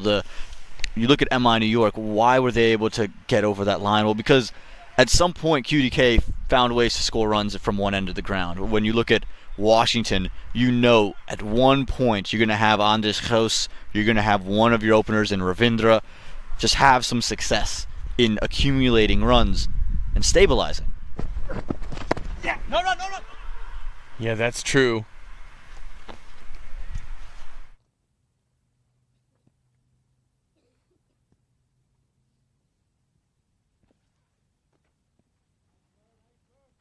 We saw Bracewell fill that role quite a bit for MI New York this season.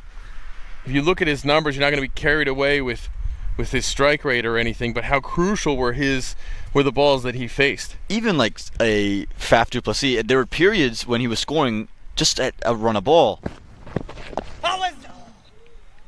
So those guys can't go overstated. You even look at the last T20 World Cup final. India got it to in the spot of bother, and Virat Kohli comes in and just accumulates his way into what traditionally on a stat sheet you would sit there and say a slow 50, but a required 50 for that situation. Yeah, yes, indeed.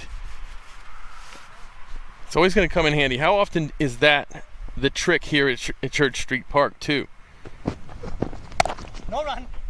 I feel like every game we're talking about how, this batter needs to be around at the end. Even you go back to 22 as this over comes to a close, 3 left to get, 114 for 2.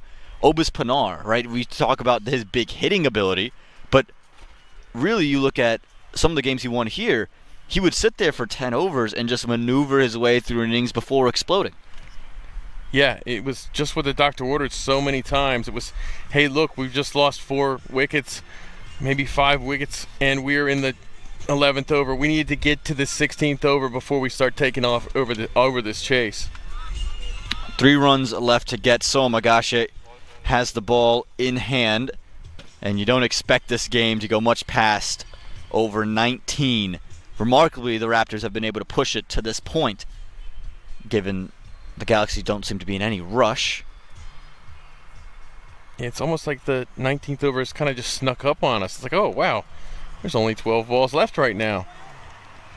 So now if you're the Raptors, how many of them can you make the Galaxy play?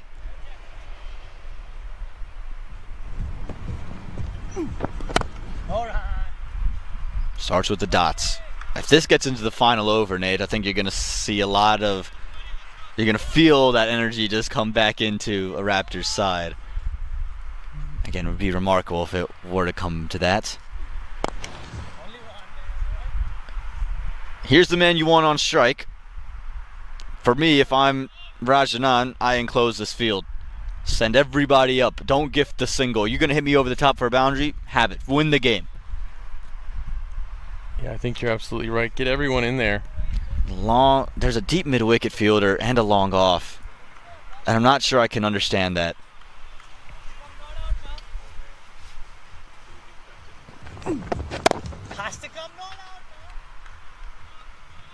Another dot. 2 left to get. Sunderball, just a word to Kavri Pakam.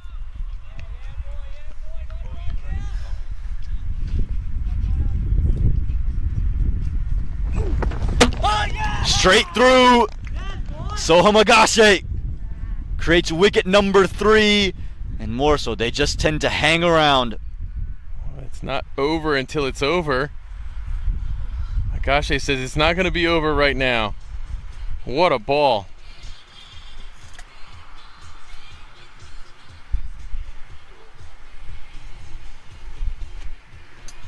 Kavri Pakam goes for just 2. It's 115 for 3.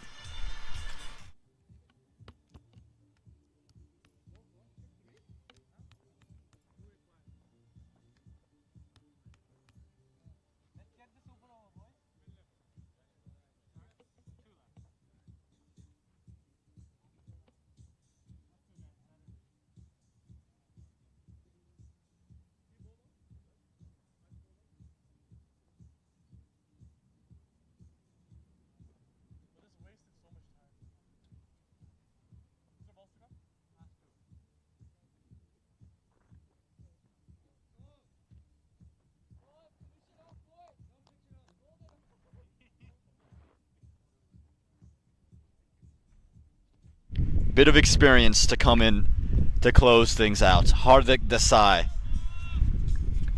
Yeah, this is just no nonsense right here from Orlando. They just want to get the game done with. They'll be eyeing the next 2. As soon as this one's done, try to end on a good note. It'll be something else if they could end with 3 consecutive victories as young as this team is.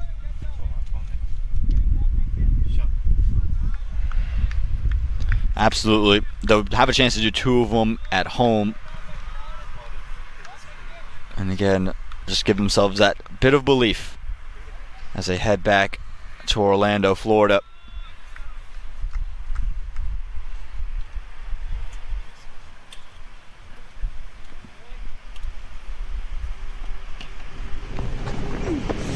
No run, no run.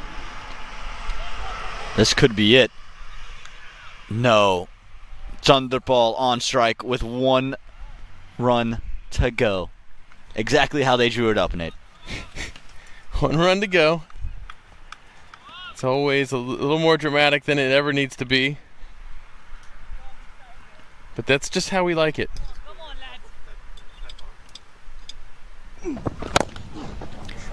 Tolkien said there's no victory without suffering. And Tajrine Chanderpaul gives Orlando Galaxy their first victory of the season in dramatic fashion. Well, we say you got to earn the right to play the big shots. Chanderpaul went 119 balls for the innings before he gave himself the license to do this. What a wallop. That went way over the sight screen. Never getting that one back. A statement piece to close Orlando Galaxy's first win of the season and to close out Church Street Park. They win by 7 wickets, frontlined by their captain. And he brings up a 50 to close it with that 6 as well. How good was he and Christopher Van Tol today? Oh, it's just what they needed to do, exactly what they needed to do. Chanderpaul, this looked like his type of a game right from the start. And you see at the very end, he ends it with a 6 just to put some authority on it. But how great was Van Tol? Brilliant. And the Raptors with the ball. For me, it was the 8 overs between Untry and Rajnanan that went for, yes, the economy rates were brilliant, both under 6, but no wickets in it. Somagashe gets 2, and Murray Tyson with just 1, but too little, too late. And the Galaxy, they claim victory to close Church Street Park here in 2025 in the regular season. We thank you so much for tuning in all weekend long. We've enjoyed bringing you coverage the entirety of the time. Nate, one last time in this regular season. Oh, man, it's been great. It's been a wonderful season here at Church Street Park. Don't forget to join us on Wednesday, 9 p.m. Eastern Time, for Minor League Cricket live on Major League Cricket Network on YouTube. Join us then. And for Church Street Park, for myself, Aman Patel, for Nate Hayes and our entire production crew headed by Babar Bug, we thank you so much for joining us, and we cannot wait to see you again.